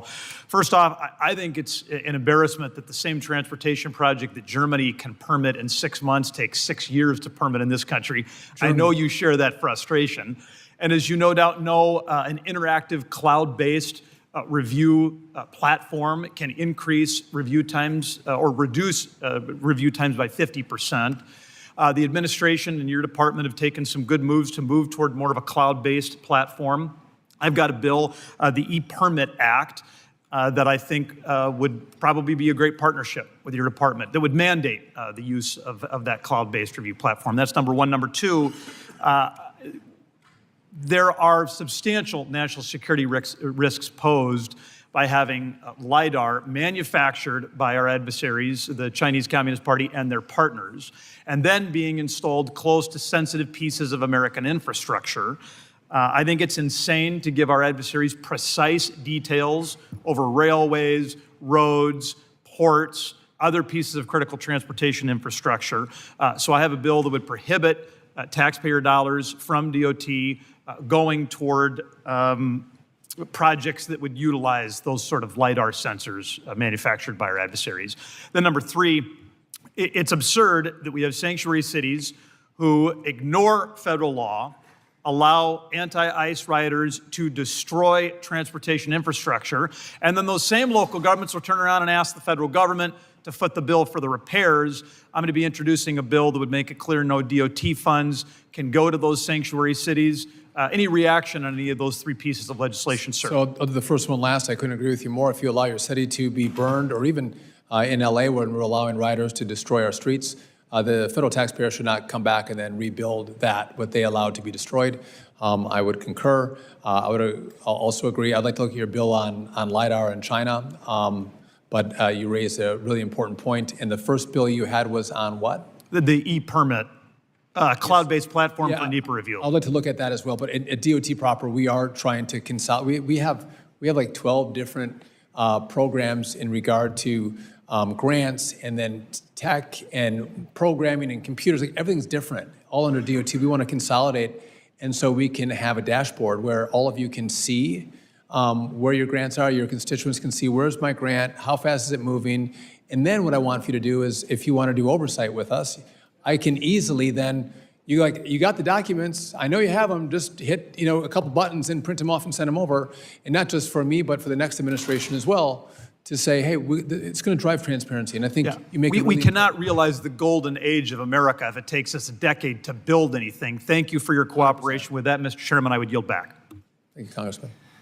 Gentleman yields back. Ms. Wilson, you're recognized. Thank you, Chair Graves. Welcome back to my classmate, Secretary Duffy. Just this week, the Miami Herald released a report highlighting the need for stronger rail safety commitments in South Florida. In my community, we have high-speed trains going through quiet zones and heavily traveled areas that are crossing at grade. Each of these factors alone creates an unnecessary risk.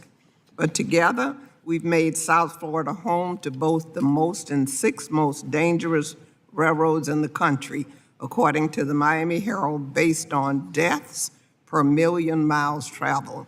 This is a distinction that I want to end. We need an all-of-the-above approach to address this crisis. That means investing in rail safety programs like consolidated rail infrastructure and safety improvements and railroad crossing elimination programs. And we also need to increase investments in quad gate technology and fencing to help secure highway grade crossings. I'm proud to see the Northeast Corridor moving forward at the federal level, but the North Corridor has been in the works for over 40 years, and we need federal action.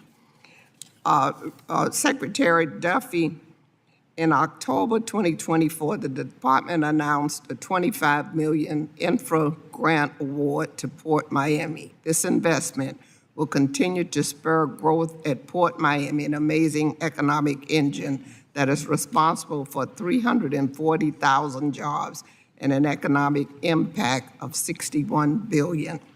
I want you to advise if the department plans to obligate these funds for this critical infrastructure project in fiscal year 2026.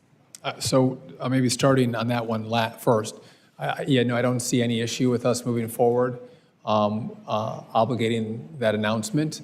I'd like to take a look at it as well, but I would see nothing wrong with that. It seems like it would be in line with also the president's priorities as well. In regard to Brightline, I think is what you're referring to.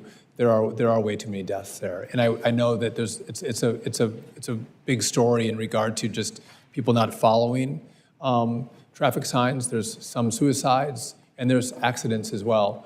And I commit to working with you to drive down the number of deaths, making investments along that line. So I'd welcome that opportunity. And it's also hard. If you're on a train where someone loses their life, it's not like the person or their family that lost their life, but I know many Republicans were on a train where that very thing happened, and it's horrible for everybody involved, and we have to try to get that number to zero.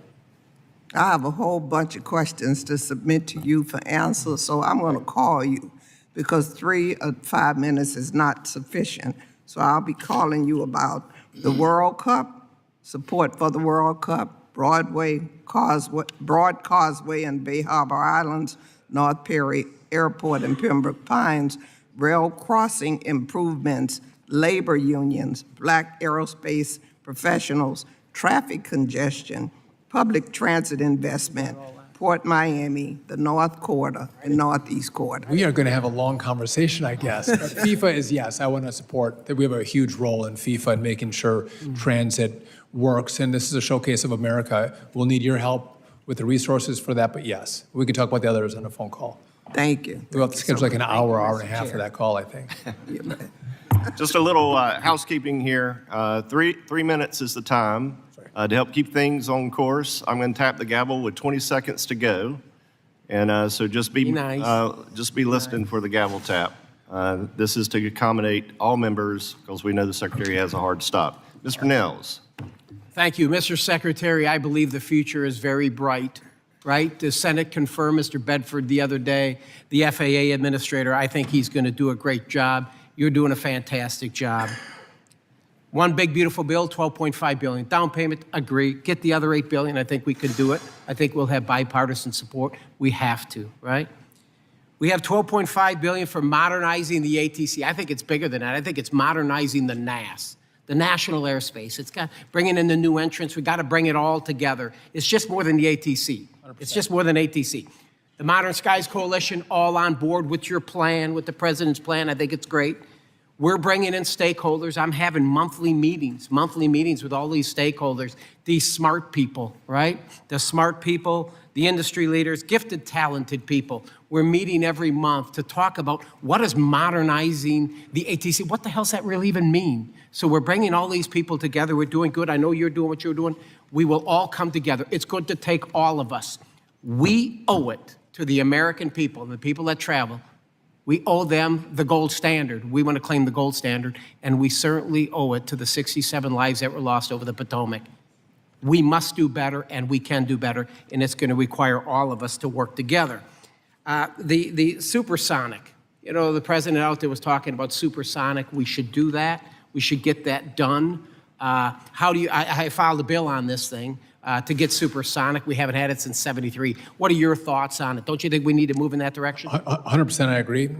We need to allow this, with this new innovation, computer technology, how sound waves bounce off the atmosphere. Yeah, we can do this. We should do this. We should. I mean, by 2030, United Airlines, they've ordered 15 from Boom. I mean, it's there. It's real. The boom won't hit the ground. So those that are concerned about grandma's going to be in her kitchen and the window's going to break is all ridiculous. It's not going to happen. So this is a great thing, and I want to continue to work with you on our legislation to get this and move it forward as it fits right in line with President Trump's goals and objectives. And one other thing, the joint ventures with Allegiant. So we both agree with President Trump that our government must function in a timely manner to truly benefit the American people.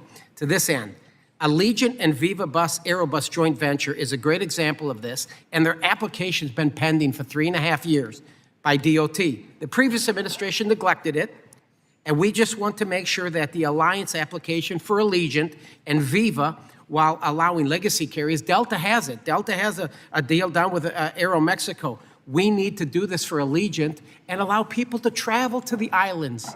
Low carrier people, we got to do this. I need a commitment from you that we'll look into this. It's your signature. I had a brief on this very issue 6 weeks, 2 months ago. Yeah. I will look at it again, and let's stay in close I want to talk to you. coordination Maybe on I'll it. see you in Oshkosh next week. I would welcome that. Thanks. I'll be there. Mr. DeSaulnier.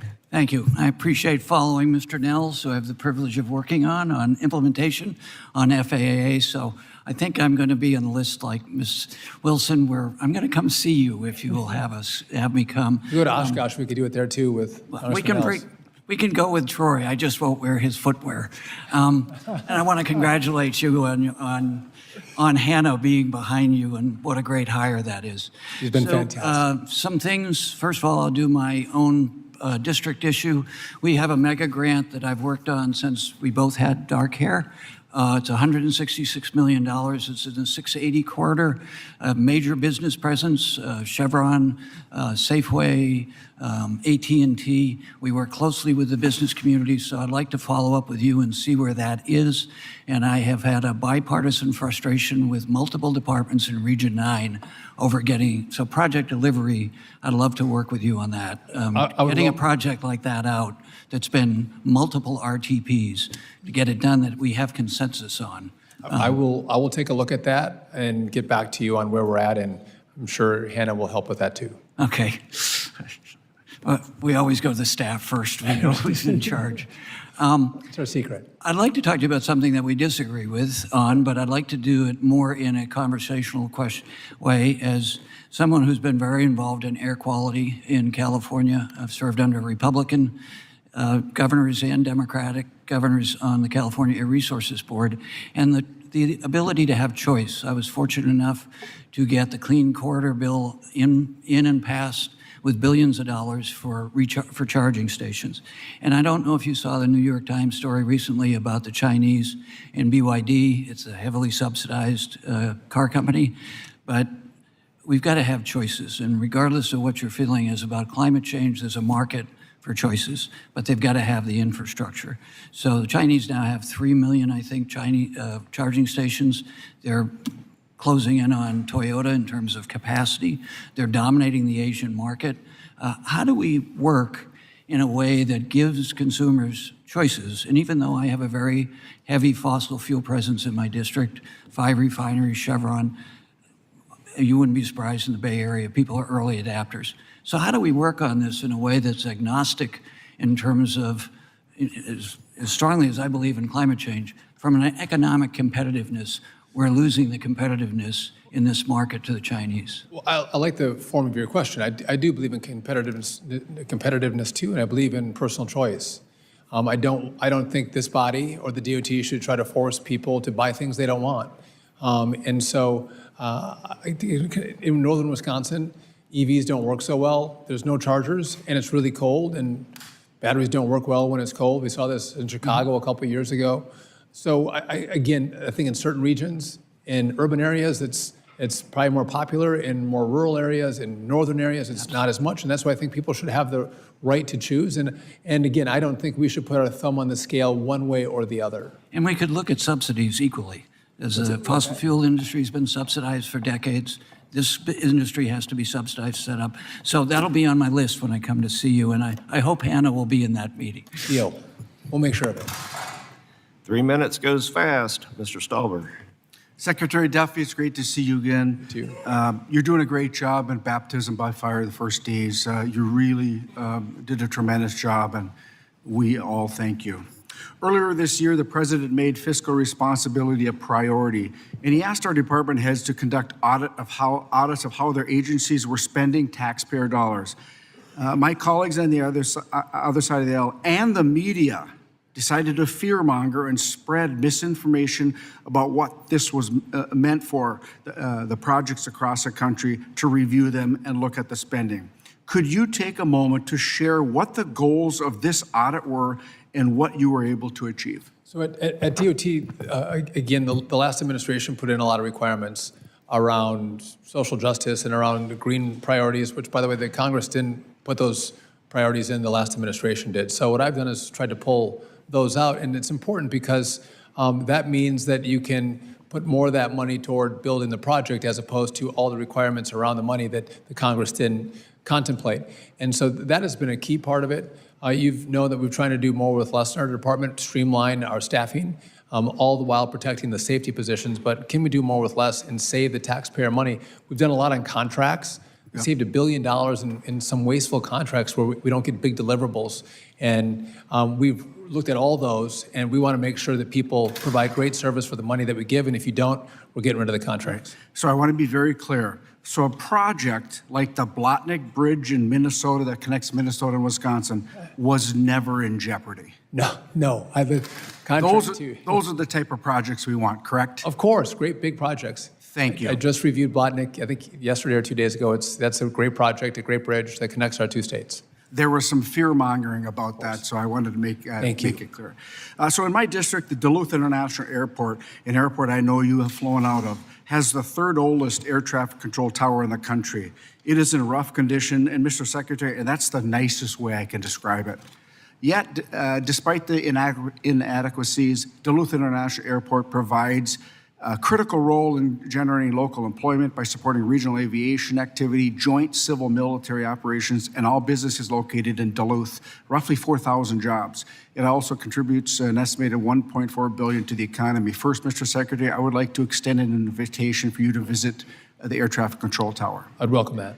And then second, could you share how critical air traffic control tower infrastructure is to your vision for modernizing air traffic control? Listen, it's critical. Again, a lot of the towers and TRACONs and the centers are becoming dilapidated. And it's our job to actually rebuild them and make them worthy of the greatest country on earth. And therefore, the equipment we put in is also the best in the world. Our air safety is a gold standard. Gold standard. Yeah. I hope this Congress can provide the necessary financial investments to make modernization a reality. Additionally, we need to provide your agency with the flexibility it requires so that towers like Duluth, which is locally owned but FAA operated, are not left behind in your mission to modernize. And I would ask that you would take that into consideration and this body as well. 100%. Thank you, Mr. Secretary, for your great work. Mr. Carvajal, you're recognized. Thank you, Mr. Chair. Thank you for coming here today, Secretary Duffy. I want to extend my gratitude to you and your team for being responsive on my staff's inquiries, my personal inquiries regarding some grant issues in the Goleta and San Ynez areas of my district. While the grants haven't been released, I just want to say I find it very refreshing of the professionalism and the responsiveness of your staff. So I wanted to give you those kudos.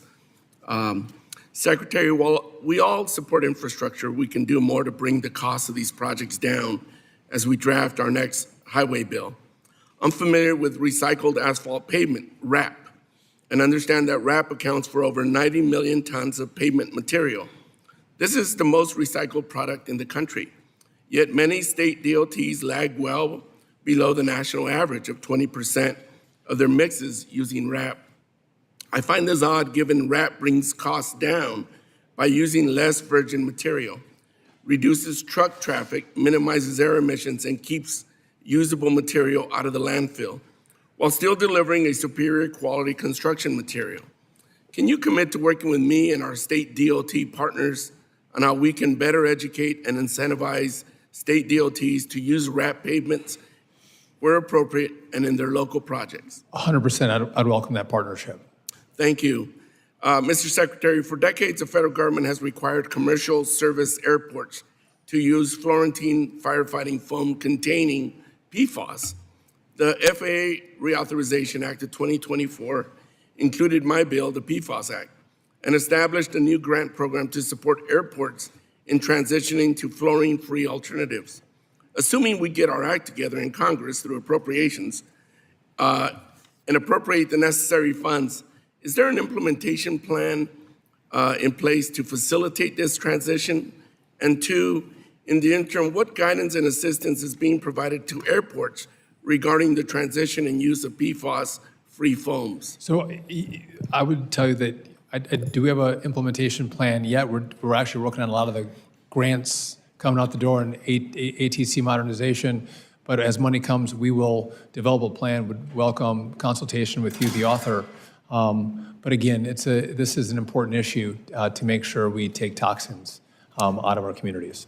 Thank you. As we discuss air traffic modernization, can you share how the department is working with the FAA to ensure these efforts are forward-looking and structured to incorporate continuous process improvements over time rather than looking into outdated systems?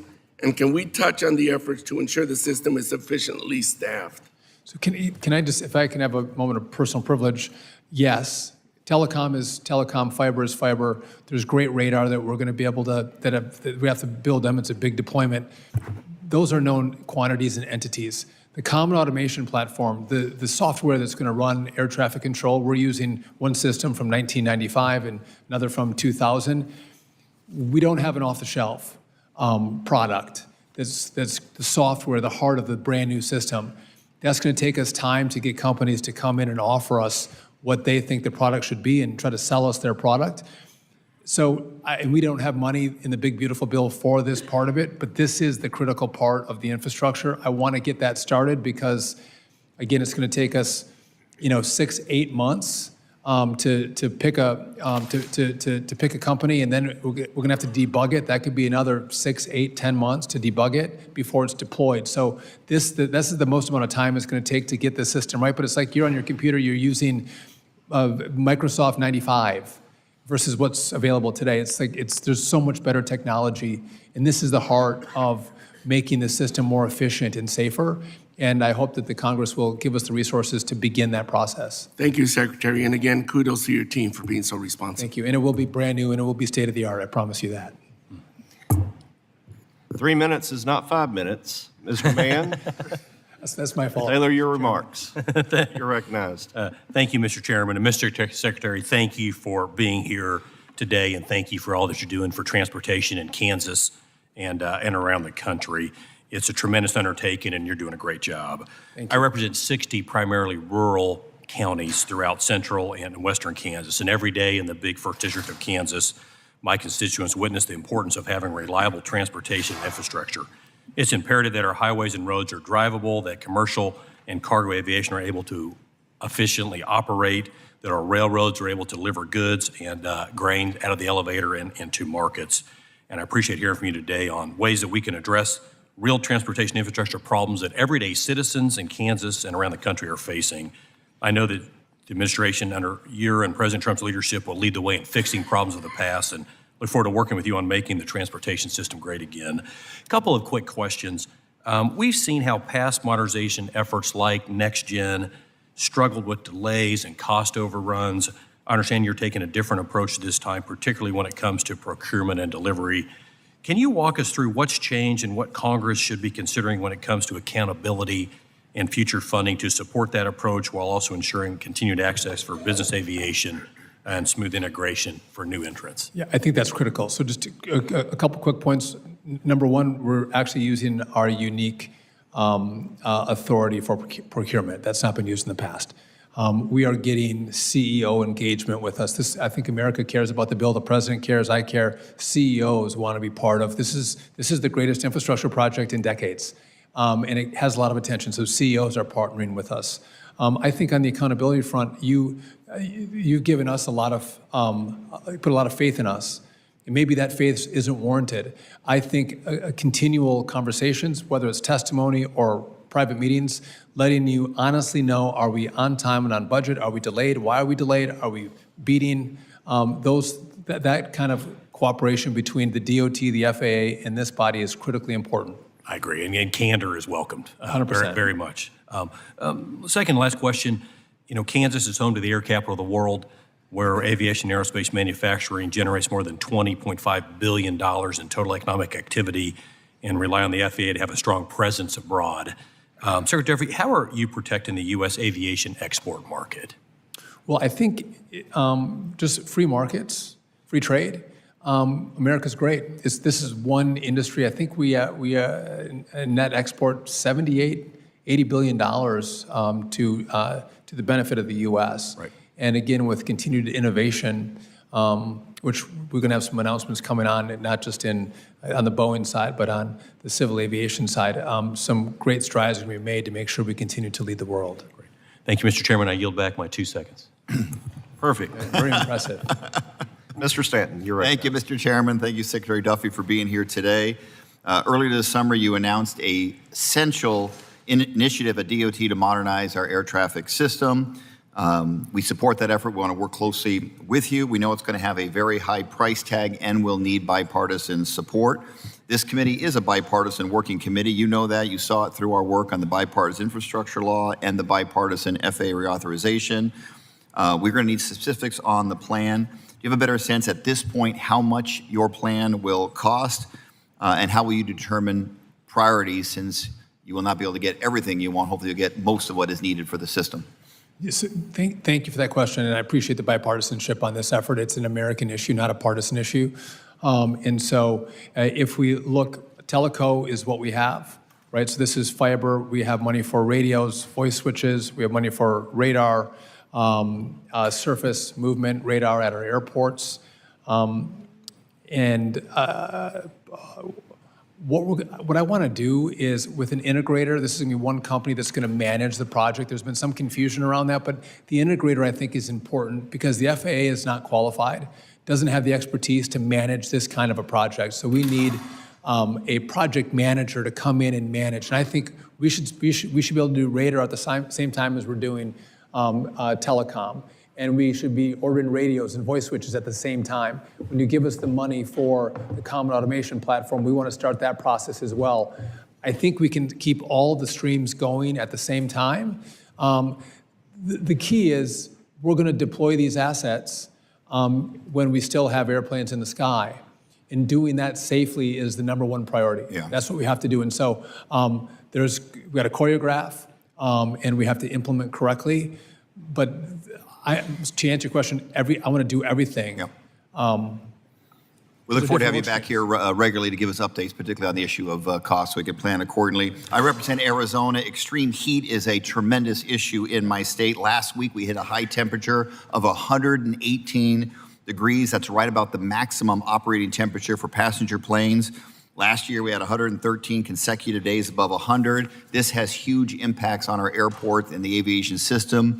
Extreme heat can soften and crack taxiways, making it harder for planes to take off. It reduces air density, affecting lift and engine thrust, and it has an impact on people who work at the airport. We have seen overheating of both equipment and personnel. These are essential workers who make air travel possible. How are you investing in heat resiliency of critical FAA facilities and equipment? And how do you plan to ensure that the ATC technology that we've talked about under your modernization plan can operate safely in adverse weather conditions like extreme heat in Arizona? I will take a look at that, and we can maybe have an additional conversation. I have also talked to your governor about the needs for different facilities within the great state of Arizona. Thank you. Only 5 seconds over. Mr. Owens. Thank you, Mr. Secretary, welcome. First, I want to thank you for your recent visit to Utah, riding the front runner computer rail.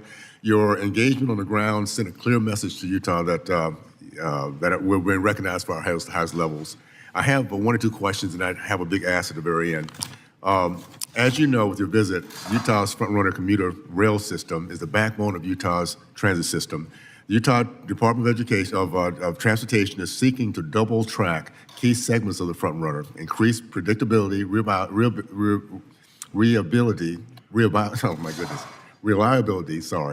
and to double the current ridership of the system. Can we continue to count on this administration's support for funding through the Capital Investment Grant Program? Yeah, so I actually got to ride the rail when I was there, and it's obviously very well used. And I would, let me do some additional looking. I've had a lot of conversations about it. Let me see where we're at in the process and welcome the opportunity to continue to work with you. Okay, this might be another rail question. As you know, many states approve their own exclusions for highway projects. Is there anything preventing the transportation agencies from doing the same for rail and transit projects? Are you familiar with that? We've been pushing that on highways, delegation authority. Is that what we're talking about? Yes. I would maybe. I haven't thought about that. Maybe rail has, but happy to consider that. And again, I think states do things oftentimes better and faster than the DOT. They don't have all the restrictions that we put around them and the money. As you continue, this is my big ask. I'm going to do a little bragging on Utah because I think we can do some things in this arena. We are rated both number one state to live in, the number one state to live in, the best run state in the U.S. In 2025, we collaborate between state, local, and federal, like no other state. We finish our projects on time. We do it under budget based on our Constitution. We have an inland port and one of the newest airports, which will make us the hub of the West. We love keeping our kids close. They're hard workers, and they are very language diverse because of the mission culture of our state. My big ask is, as you look at innovation for infrastructure model, please look to Utah. What we can do here and the way we can get it done, the rest of the country can benefit in a big, big way. Test us, and we'll prove ourselves in a big way in that regard. I had a great meeting with your state DOT. Smart, good. You guys do infrastructure very, very well in Utah. I mentioned Texas is the leader on this delegation authority. I mentioned that to Utah, and they wanted to explore the same opportunities as well. So kudos to your state. Thank you so much, and now you're back. Ms. Davids, you're recognized. Thank you, Chairman, and thank you, Secretary Duffy, for taking some time to be here with us today. As you're aware, we've kept pace with the challenges of competing in a global aerospace market, and I'll associate myself with the comments of my colleague from Kansas, Tracy Mann. This is an area where I am so excited to see the FAA meet the challenge of modernization, or an area where I'm excited about FAA meeting the challenge of modernization is in the promotion and coordination of new and emerging technologies in aviation, like advanced air mobility. I was encouraged by your agreement last month with other aviation authorities from Australia, Canada, New Zealand, and the UK to develop a roadmap for advanced air mobility aircraft type certification. I was further encouraged by your desire to expand this agreement to other countries so that we can ensure that internationally we're all on the same page.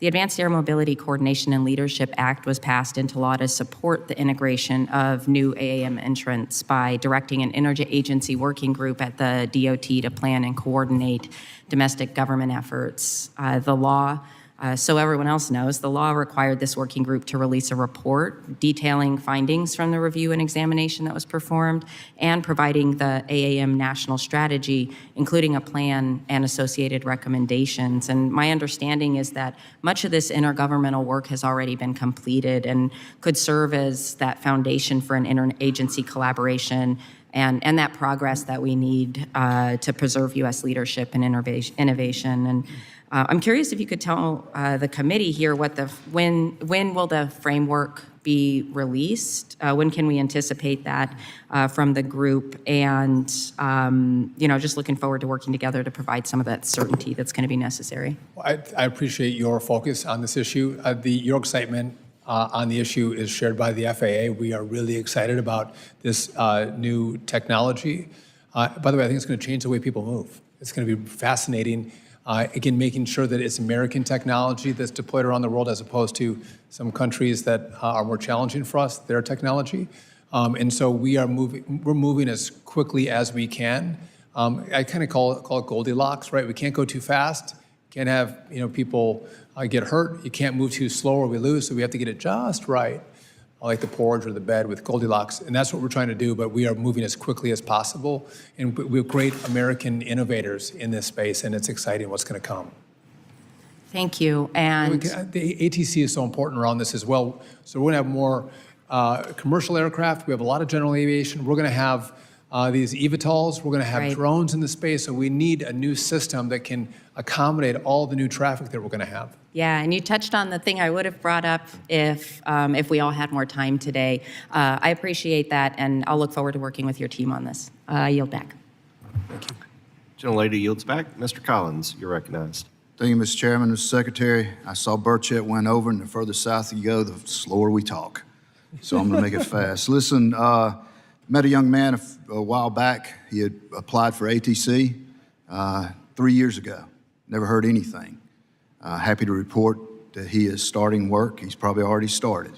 It's good to know, and I appreciate you hiring people based on their qualifications, not DEI initiatives that have been forced on us for the past administration. As a matter of fact, this guy's so overqualified. His dad is an ATC, and he's retiring soon. Also, certification of new aircraft in the U.S. is terrible. You can get it done quicker in Europe. I encourage you, please, get the private sector involved in that to help speed up the certification process. But that's not what I want to ask you about. As when I see the president, I always tell him I am your favorite trucker in Congress, and I need to get in my wheelhouse. In order to, and we can, increase productivity and efficiency in the trucking industry. Number one, I want to just tell you about truck parking. We didn't have that problem a decade ago.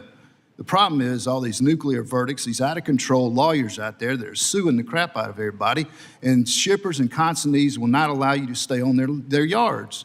If we could do that when we're loading or unloading, you could take your break right then and you'd have your full set of hours instead of the way we do it now.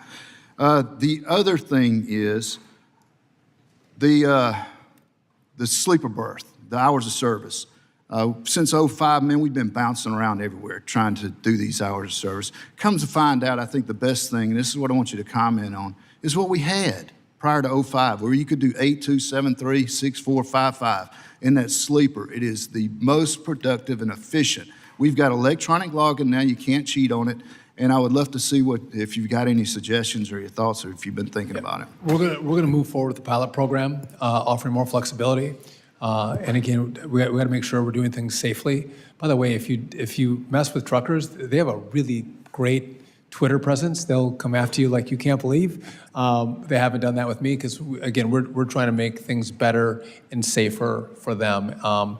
We had to work on with the theft, the double brokering, there's the parking, there's a lot of issues that are very relevant to the industry. And again, they make this country work. There are, and I would say that we want to be safe too, because our jobs are not inside some building. They're out there on the highways with your family and my family. Nobody wants to be unsafe. I will leave on a quick good note though. I got my CDLs renewed 2 weeks ago, 3 weeks ago, and the new system where my medical card and everything is automatically uploaded on the computer, it worked fine for me.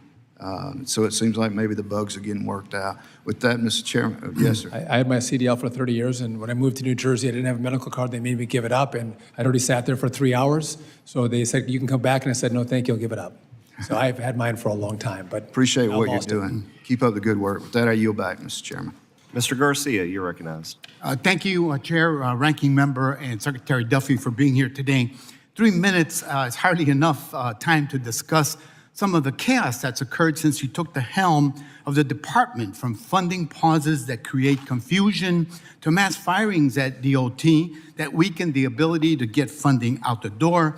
Your actions contradict your stated goal of promoting community safety across the country. For example, it's evident in your directive to the DOT to hold off on money to support local immigration cooperation.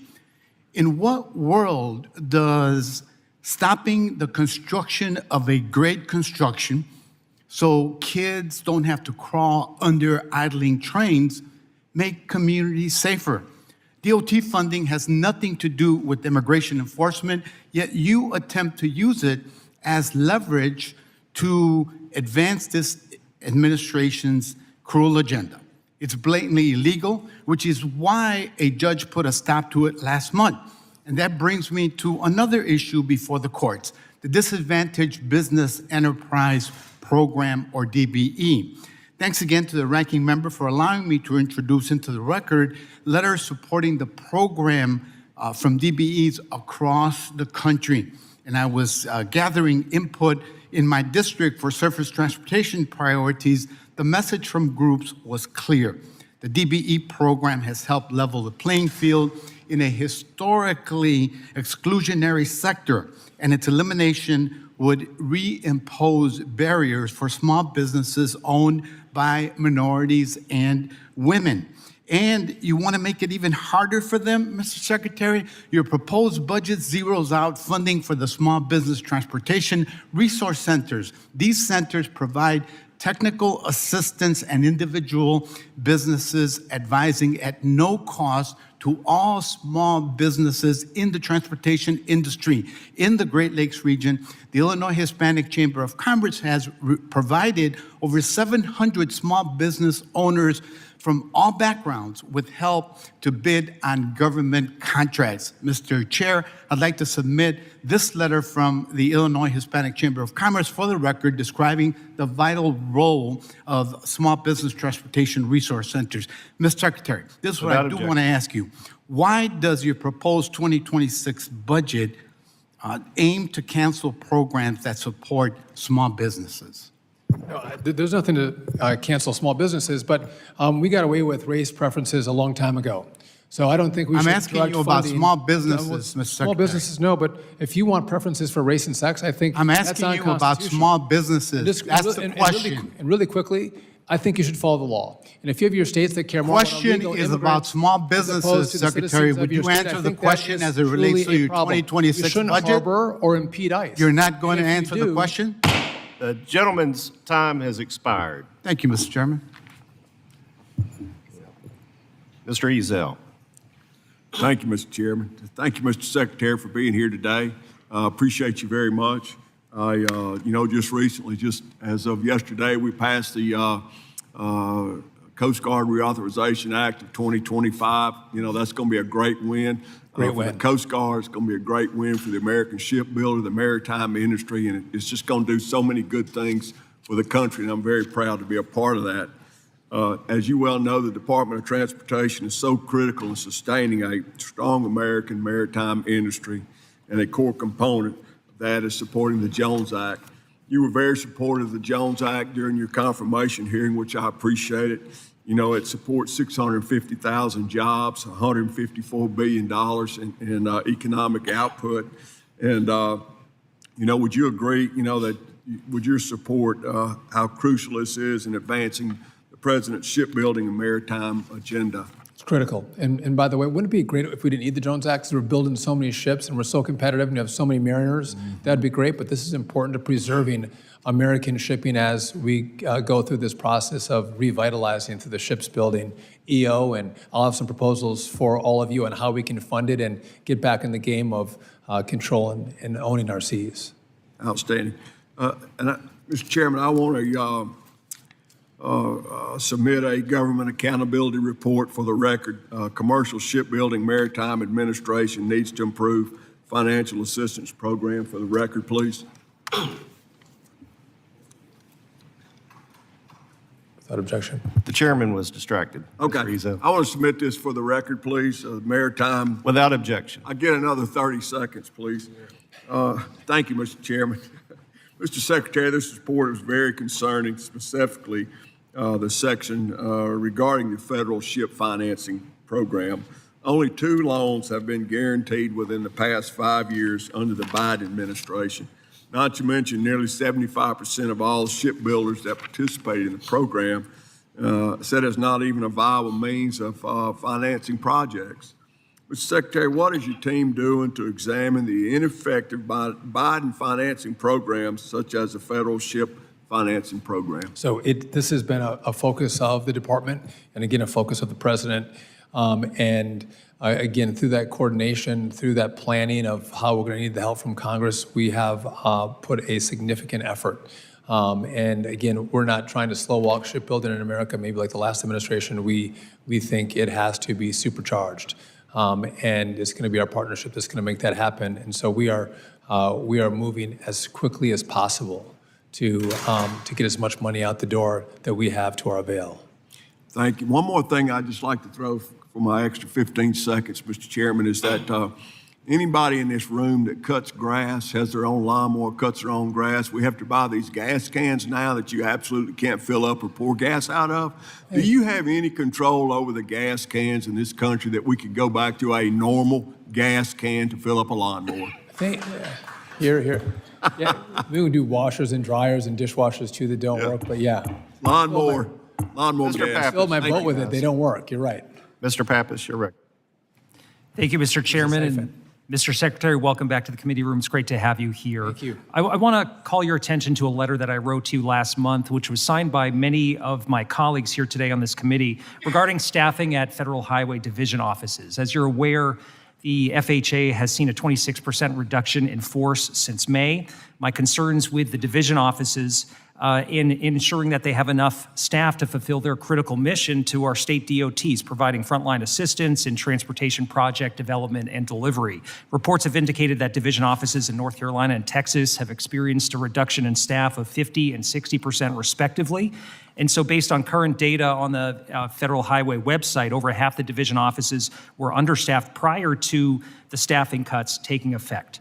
So the support these offices provide to their states is critical, and in turn, the department must ensure that these division offices have staffing resources and support to accomplish their job. I'm wondering if you can talk more about the reduction in force, how that's impacting division offices, and whether the department has a plan to ensure that each office has necessary staffing to support state DOTs. So thank you for the question. And just to be clear, when we did our reduction in force, we preserved all of the critical safety positions. But we are trying to do more, we're trying to do more with less. And if we're ineffective and we need more people on board to make sure we accomplish the mission, I'll bring them in. And it's my desire, and I know yours, and the president's desire to make sure we're building, getting money out the door and doing these great projects. That was his directive to me. And so if I see issues where we can't get our job done, I'll bring more people in. But I think we can do more with less. And if we can't, we'll accommodate. Well, we're going to be watching it closely, and I think we need more than just hopes. We need concrete plans. But I want to move on to another issue. In January of this year, New Hampshire was set to receive $17 million in NEVI funding for EV charging infrastructure. It was going to build out a statewide network in New Hampshire, which is really critical to our tourism economy in particular. A recent study came out saying that if we lose these dollars and don't build out the charging network, we could risk $1.4 billion in economic activity in our state around tourism in total. So I'm wondering if you can talk to us a little bit about the suspension of NEVI funds and new guidance that we are awaiting. It was supposed to be released weeks ago. And where does that stand? Where can we expect this to go? Our state's counting on these dollars. Yeah, thank you for that question too. So again, if you're going to spend money on chargers, I might disagree with how you spent that money, which I do, but it's my job to spend per the will of the Congress. But the last administration had so many rules in place. Your states had a hard time deploying the capital to build the charging stations, which is why you only had like 78 chargers built in the country. And so I wanted to redo the guidance, which I have. I've sent it to OMB, waiting to get that back from them, and then I'll send it over to all of you. But if you're going to spend money on chargers, let's build chargers in America. Let's not just spend money and not get the result of a charger, which is you don't want to spend the money, you want the chargers in your state. So I think the new guidance is going to give, again, far more flexibility to your states. And I've done my part waiting to get it back from OMB, and I think you'll be happier. I agree. We're ready to put shovels in the ground to New Hampshire. So I yield back. Mr. Fong, you're recognized. Thank you, Mr. Chair. Thank you, Secretary, for your leadership. Congratulations on your new role also as interim NASA administrator. Certainly welcome you to come out to California to visit the Mojave Spaceport, as well as NASA Armstrong, if you have any free time. Certainly, I represent the district that is most negatively impacted by California High-Speed Rail's nightmare. It starts at a field out north of Bakersfield and ends in a field south of Merced, and it's wasting billions of dollars. So I want to thank you for your work to roll back the funding for this failed project so that we can focus on more viable projects. Want to encourage you, if you can, to take the opportunity to redirect those federal funds to truly needed transportation projects in California, such as expanding the State Route 99 or Interstate 5, critical supply chain corridors in California. Moving to aviation, safety clearly is your highest priority and our highest priority. I want to thank you for your efforts to modernize and bring additional safety measures to our aviation industry. A major component of that is our air system is the rigorous training and qualification standards for airline pilots. Since the implementation of the 1,500-hour rule for pilot certification and qualifications in 2013, fatal airline crashes have declined by 99.8%.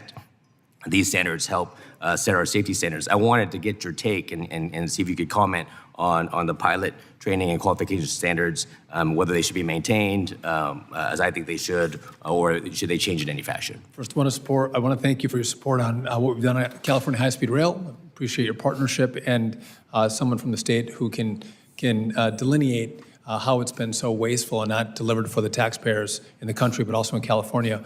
In regard to 1,500-hour rule, I have no plan to change it. But what I would do is say if there's data that would say if there's some level 4 simulators that can give pilots experiences that they can't get in their Cessna, to have them truly ready for what might be thrown at them while they're in the air, would I consider that and have a conversation with all of you? Of course I would, because all of us want to make sure we have well-trained pilots in the cockpit, especially on the planes that you and your family fly on. So no plans to change, but I would always be open to new data that might drive more innovation to have better pilots in the cockpit. Thank you. And my last question, I appreciate your commitment and appreciate the President's commitment and to assure that our nation is on the cutting edge of technology, adopting technology like autonomous driving technologies, allowing them to mature. I wanted to see if you could outline your vision of how these technologies can aid our transportation system through enhancing efficiency, safety, and prosperity. We're talking about technology on our roadways, or specifically to autonomous driving technology, autonomous AV technology. Yeah. So listen, I think it's important that we continue to allow. We got to get data from the companies, right? And data will allow us to make better rules. This is the Goldilocks philosophy. We can't go too fast, we can't go too slow, but we want this innovation to happen in America. And we have great innovators. We should have one federal standard.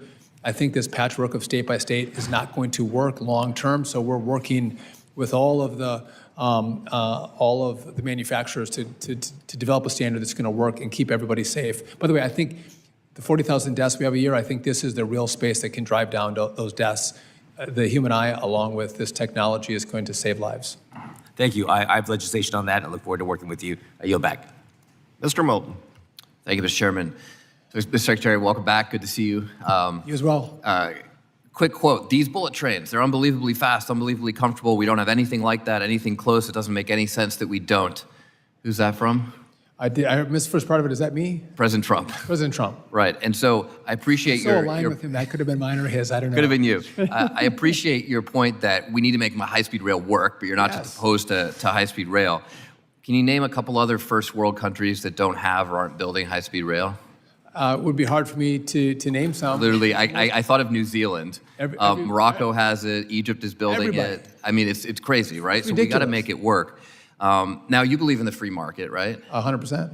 So shouldn't there be a level playing field between different modes? So like high-speed rail competes with airlines, competes with highways. Doesn't that make sense? Yeah, I have no objection to that. Because right now we just subsidize airports and highways. I mean, we're drastically raising billions and billions of dollars of additional subsidies for. We do subsidize rail as well. We do, but not nearly to the tune of airports and highways. And so my guess is that there's not some vast high-speed rail conspiracy that's infected every other country in the world and just hasn't come to America yet. So we got to figure out how to make this work.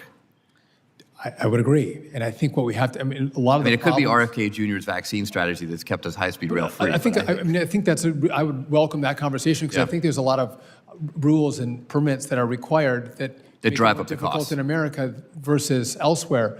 But I'm open to, you give good money for us to invest in high-speed rail. I want to see a project that we can do it. I've been tentatively supportive of Brightline West, LA to Las Vegas. Want to see how they do. There was conversations about Dallas to Houston. We took out Amtrak, but maybe other providers will come in there. It'd be great if we could have it on the Northeast Corridor, but it's too windy, and if we could figure out a way to do that, that would be great. But let's figure it out. Well, let's work on it together. I very much appreciate but let's not spend money to not have a deliverable. Let's get a deliverable. No, I agree with you. Another quick quote. One entered the city like a god, one scuttles in now like a rat. Know where that comes from? I don't know. It's talking about Penn Station. I understand that you are on board with Americans having a station in New York that they can actually be proud of, like London St. Pancras or something. 100%. Another possibility is to do through running, so trains don't come in from Long Island and turn around and back. All right, let's work on that because it will dramatically boost efficiency. Otherwise, why are we doing it, right? We might have a facade and a... Well, you got to get New Jersey people and New Long Island people to talk to each other. You might be better at that than I am. I don't know why you... But Look, there's an opportunity for that. We're working on that. Great, thank you. And there's an opportunity for that in Boston as well, because you have North Station and South Station. They're a mile apart. They were supposed to be connected. The project was delayed originally by World War I. So we'd like to see Boston Crossrail going. It would connect the Northeast Corridor from Virginia to Maine. I haven't looked at that, but I will. Great. Thank you, Mr. Secretary. I appreciate it. I look forward to working with you. Let's work together on these issues. We will. Great, thanks. Mr. Chairman, I yield back. Mr. Weed. Thank you, Mr. Chairman. Thank you, Secretary Duffy from the great state of Wisconsin. Some would say the greatest state. Exactly. Hey, for taking the time to appear here before this committee, I want to commend you on the department's work over the last several months to return the DOT to its core mission while prioritizing safety at the same time. I would also like to commend you and your staff's commitment to working through the existing backlog of discretionary grant programs. Since taking office, several groups from my constituency have approached my office looking for assistance relating to the grants that they were awarded, and I'm thankful that your department has been responsive and you provide regular updates on the review process, so I really appreciate that. Thank you. Secretary Duffy, as a former lumberjack and representative of Wisconsin's North Woods, like me, you have firsthand knowledge of the unique transportation challenges facing our timber industry. As you know, loaded logging trucks at the state legal weights are currently prohibited from traveling on interstate highways, forcing them to travel through small towns on two-way roads, passing schools, driveways, stoplights. The Safe Routes bill, which I am sponsoring, would fix this, allowing these overweight logging trucks to access the interstate system for short-haul trips from their source to processing facilities. Given your own background and experience with this topic, could you elaborate on the need for this legislation, and is there any way DOT could help us implement a fix for this? So I'm going to shamefully say that I was focused on that like you were when I was in Congress, and I should bring that attention back to the issue now at DOT and would welcome the chance to look at your bill and work together. But again, it's a huge issue for our loggers. Great, thank you. And by the safety of our communities as well. You're right. These big logging trucks are going through these small town stoplights, sidewalks right there, and I think it's a problem that has to be addressed. Great, and I think if Wisconsin thinks it's okay, I think we should be okay with it at the federal government level too, so. You're probably right. All right. Last question. The Biden administration, of course, advanced an energy agenda that picked winners and losers and promoted technology that's not ready for prime time, and it disregarded consumer choice and really was a cost to taxpayers. Under the Biden administration, DOT prioritized investments in constructing these electric vehicle charging stations, though we know that those efforts were largely unsuccessful and produced a limited number of stations. The president's budget request called for the cancellation and rescission of these funds, something that my bill, H.R. 1513, also aims to achieve. Mr. Secretary, can you explain why this funding was largely unsuccessful and why there does not need to be a standalone program for electric vehicle infrastructure? There were so many rules around how the money could be spent, and it polluted with ideas of the DEI and all the green work, which made it really challenging for states to build, which is why I only have 78 chargers in place. And so my commitment is, I'm going to do what you say. I respect the body. I served in the body. I'm trying to redo the guidelines. So if you want to build, you can. But I am also supportive of being a good steward of the tax money, and I support the president's proposal to pull the cash. Great, thank you, Mr. Secretary. But until then, I'm going to execute per your will. Excellent, thank you. I yield back. Mr. Strickland. Thank you, Chairman. Secretary Duffy, it's good to have you here today, and I look forward to working with you. So a few things. I was glad to hear that you are in support of high-speed rail, and I think many of us share the idea that we have to invest wisely and make sure that we have a product that's going to deliver. So yes. The Cascadia Corridor in Washington State that hits Portland, Oregon, and Vancouver, BC. I look forward to working with you and your administration to get funding for that project. But I want to just really put a fine point on what my colleague asked about. So we know that after the tragic crash of Colgan Air Flight 3407, that there was a FAA rule for pilot training time for 1,500 hours. So to put a fine point on my question, will you commit to holding the FAA administrator accountable for enforcing this specific rule of 1,500 hours of training? Well, per my other answer, the answer is yes, and I think he was clear and consistent with my answer. If technology changes and there's ways that we can give some credit for simulator time, would I be open to that? Yes. Do I have a plan to do that? No. But you and I share the mission of we want pilots to be really well trained. Yes. And how do we do that? And 1,500 hour rule has been very effective. If technology comes into play that we could get data that shows they could be even better trained with some simulator time, I'm open to that. Okay, I think you would be too, but we care about the same thing. But we do have 1,500 hours of training as the baseline. 100%. But thank you. What do you get credit for? Could you get some more simulator training credit? Possibly, no plan, but I think that's a reasonable conversation as the technology and the simulators develop. All right, now I'm going to switch over to NASA, which you now oversee as acting administrator. So more than 80% of NASA's facilities are past their life, many dating back to the 1960s, if you can believe it. Aging infrastructure makes it harder to monitor the atmosphere, from tracking storms to managing air traffic. So can you speak specifically about your plan to address this aging infrastructure with projects by NASA, NOAA, and even the FAA, and how you think updating these systems can actually help the FAA maximize air travel efficiencies and safety? I think that would be premature for me. In practice, today will be my first full day at NASA, and I want to spend time with the staff and the team. But once I do that, I'm happy to have an additional conversation with you about that. And I didn't want to talk about that role. I want to talk about the DOT role. But in my other capacity, I'm happy to have a conversation and pick your brain on what you think we should do. All right, thank you. I yield back. Thank you. Mr. Shreve, you're recognized. Thank you, Mr. Chairman. Secretary Duffy, thank you for being with us. I represent Central and Eastern Indiana, and I was very happy to see Brian Bedford confirmed as our next FAA administrator. He did a standout job at Republic Airways, which is based in my hometown of Indianapolis, and he'll bring a lot of talent to an organization that will much benefit from that. So appreciate that. I spent some time in April at Indy Center, opportunity to see the back end of our air traffic control system as we move a lot of freight and passengers through the skies, and was made keenly aware of the human capital constraints that we've got. Your focus is on rebuilding that hard infrastructure, but I know you're giving a whole lot of thought to that human infrastructure as we build out this economy. In the One Big Beautiful Bill, there were provisions to enable 529 money to be used for a skilled trades education for people that would go into flight training programs or into over-the-road trucking programs, diesel mechanics, not just traditional four-year education.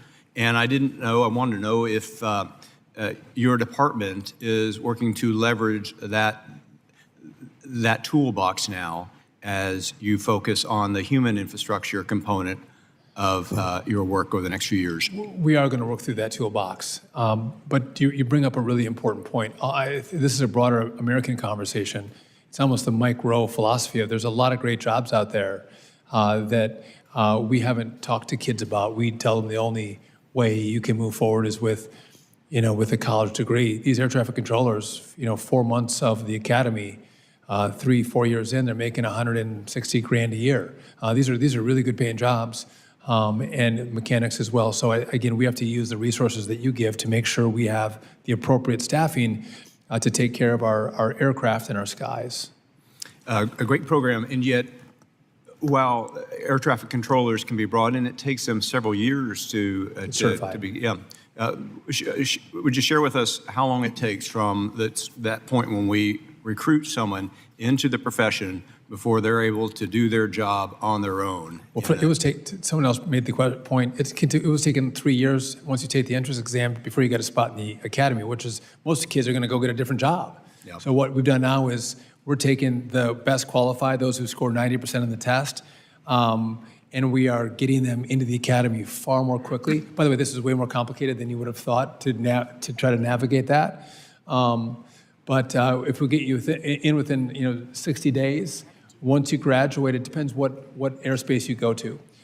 You could be certified in an easier airspace in a year. If you're going to N90 in New York, you're going to be 3 years before you're certified. So it depends on what space you're going to. But again, we have to start this process. We got to get more kids, young people into the academy and starting the certification process. Otherwise, we're never going to resolve this problem. Thanks for the response. Gentleman's time has expired. Just so everybody knows, votes have been called, but we're going to try to get in 2 more. Mr. Ryan, go ahead. Thank you, Mr. Chair, for sneaking me in. Thank you, Mr. Secretary, for being here. I have 3 items, 3 minutes. I'm going to jump right in. First, as some of my colleagues have asked, and I appreciate your constructive response, I've got 2 high-priority bipartisan infrastructure projects and grants in my district, actually my hometown of Kingston, New York. The single biggest grant my city has ever secured, $21.7 million in a raised grant to address flooding in our downtown area. Would you commit to working with me on seeing what we can do to move that forward? 100%. And if we haven't told you where it's at in the process, we'll do that. Thank you, Mr. Secretary. I appreciate it. Secondly, I'm a proud combat veteran. I know we got a lot of veterans on the committee. I wanted to ask about something related to that. In late 2024, just as the administrations were switching, the FAA put in place a long-needed rule to protect and support disabled Americans in wheelchairs and other assisted devices, and specifically veterans who for decades have had a nightmare experience, disabled Americans in wheelchairs flying in our aviation system in the country. And I want to credit the Biden administration and Secretary Buttigieg. They worked really, really hard with a lot of groups in a bipartisan way to get this through. And I do believe we got to say I think they were the most pro-passenger administration, at least in my lifetime. Almost immediately, though, your DOT has not once but twice stopped enforcement of that rule. And it's really concerning. I mean, the paralyzed veterans of America who worked really, really hard to advance this had now, and celebrated, have had to get involved again. They've now intervened in a lawsuit, which is all our big airlines trying to roll back the rule, and paralyzed veterans have been engaged. And even the National Council on Disability, which is an independent, bipartisan federal agency that advises Congress and the president, has sent you a letter just last month urging you, at least while this plays out, to enforce the rule. So why are we not enforcing this on behalf of our disabled veterans, Mr. Secretary? I can give you a fuller answer later, but again, this is just in the interest of time, would you please look at it, Mr. Secretary? I will. By the way, I have a daughter with Down syndrome who is disabled. I understand and fully support our disabled community, and I support our veterans. But I'll take a look at it, and we can talk later on this issue. I appreciate it. I only have a few seconds, a little bit off topic, but clearly, given your new promotion, additional portfolio at NASA, you're a trusted member of the president's cabinet. You have his trust. Will you commit and this has been asked me by a lot of my constituents, will you commit at the next cabinet meeting to a fulsome conversation in front of the American people on the release of the Epstein files? Listen, yes or no, please, Mr. Well, Secretary. I guess I don't know. I don't know all the data on it. I would just do a conversation. I'm not trying to dodge you. If I was at FBI or DOJ and I knew more, I know some of the background on why some has not been released, but I got to leave that to Pam Bondi and Kash Patel. You wouldn't just open up to a conversation, Mr. Secretary? Well, I guess and say that the American people who've been promised this deserve transparency? Listen, I agree with transparency, but I think it's also important to know if there's child videos in there, do I want that released? Full transparency? No, I don't. I want to protect those kids. Or if there is, if you flew with Epstein to Epstein Island and then... I certainly did not. And then you flew on to get on a boat to sail in the Bahamas, should I make by accusation the fact that you were just on the plane? I think we got to be smart about how we do it, what's going to be released, but I do believe in transparency. I just have to tell you the number of calls I've gotten and my colleagues in a bipartisan way calling for transparency from an administration that promised this. I just urge you to consider it, Mr. Secretary. I agree with transparency, and I do. Gentleman's time and I has believe expired. In Pam Bondi, Kash Patel, and Dan Bongino. Again, I think the right has probably been more vocal than the left on this issue, maybe equally. It's my constituents. It's not any left or right. I know, I hear you. I know. Gentleman's time has expired. Mr. Taylor, you're recognized. It's out of my space. Thank you, Chairman, and thank you, Secretary, for being here today and for sharing with us. And thank you for your volume and quality of work you've done to this point. I know you've been handed a lot. You've done a wonderful job. I'm thrilled to see under the Trump administration and also under your leadership a return to big, beautiful infrastructure projects that support economic growth and rural connectivity. The Ohio Department of Transportation has recently begun planning for a future interstate designation called I-73 in southern Ohio that would go directly through the Appalachian district that I represent. An interstate through southern Ohio would not just help connect rural communities to the modern economy, but would enhance our national security because of multiple key facilities and defense-related companies along the route. While this process is in the early stages of development, I want to ensure that the Ohio Department of Transportation has all the tools and resources it needs. How can the Department of Transportation assist states such as Ohio in planning and constructing major infrastructure projects like this future interstate to spur the continued growth of our nation, especially in historically underserved areas like mine? Yeah, that's a really good point. And I think it's our request for information and data and your state's willingness to give that data to make sure we can see the priority of serving your community. And I would agree with you. We have too many communities that don't have adequate infrastructure, and most of them are oftentimes rural. So I'd be happy to have an additional conversation on that project with you, and we can talk more. I appreciate that, and I appreciated your testimony earlier to Congressman Boss that special attention ought to be paid to rural America. I sort of consider it the reasonable attention that should have always been paid, but I'm glad to hear that that's becoming more of a priority. In April, President Trump signed an executive order entitled Enforcing Common Sense Rules of the Road for America's Truck Drivers, requiring all CDL holders to be proficient in English. It should be common sense, but President Trump is correct. I was proud to introduce Connor's Law shortly after to codify that executive order into law. And just recently, the Department of Transportation announced guidelines to ensure that all CDL holders comply with President Trump's executive order. What steps did your department take to comply with this executive order to this point? Well, we put out a rule requiring English proficiency, and the consequence is your vehicle will be put out of service. And that has been a great impetus for drivers to learn the language or don't get behind the wheel.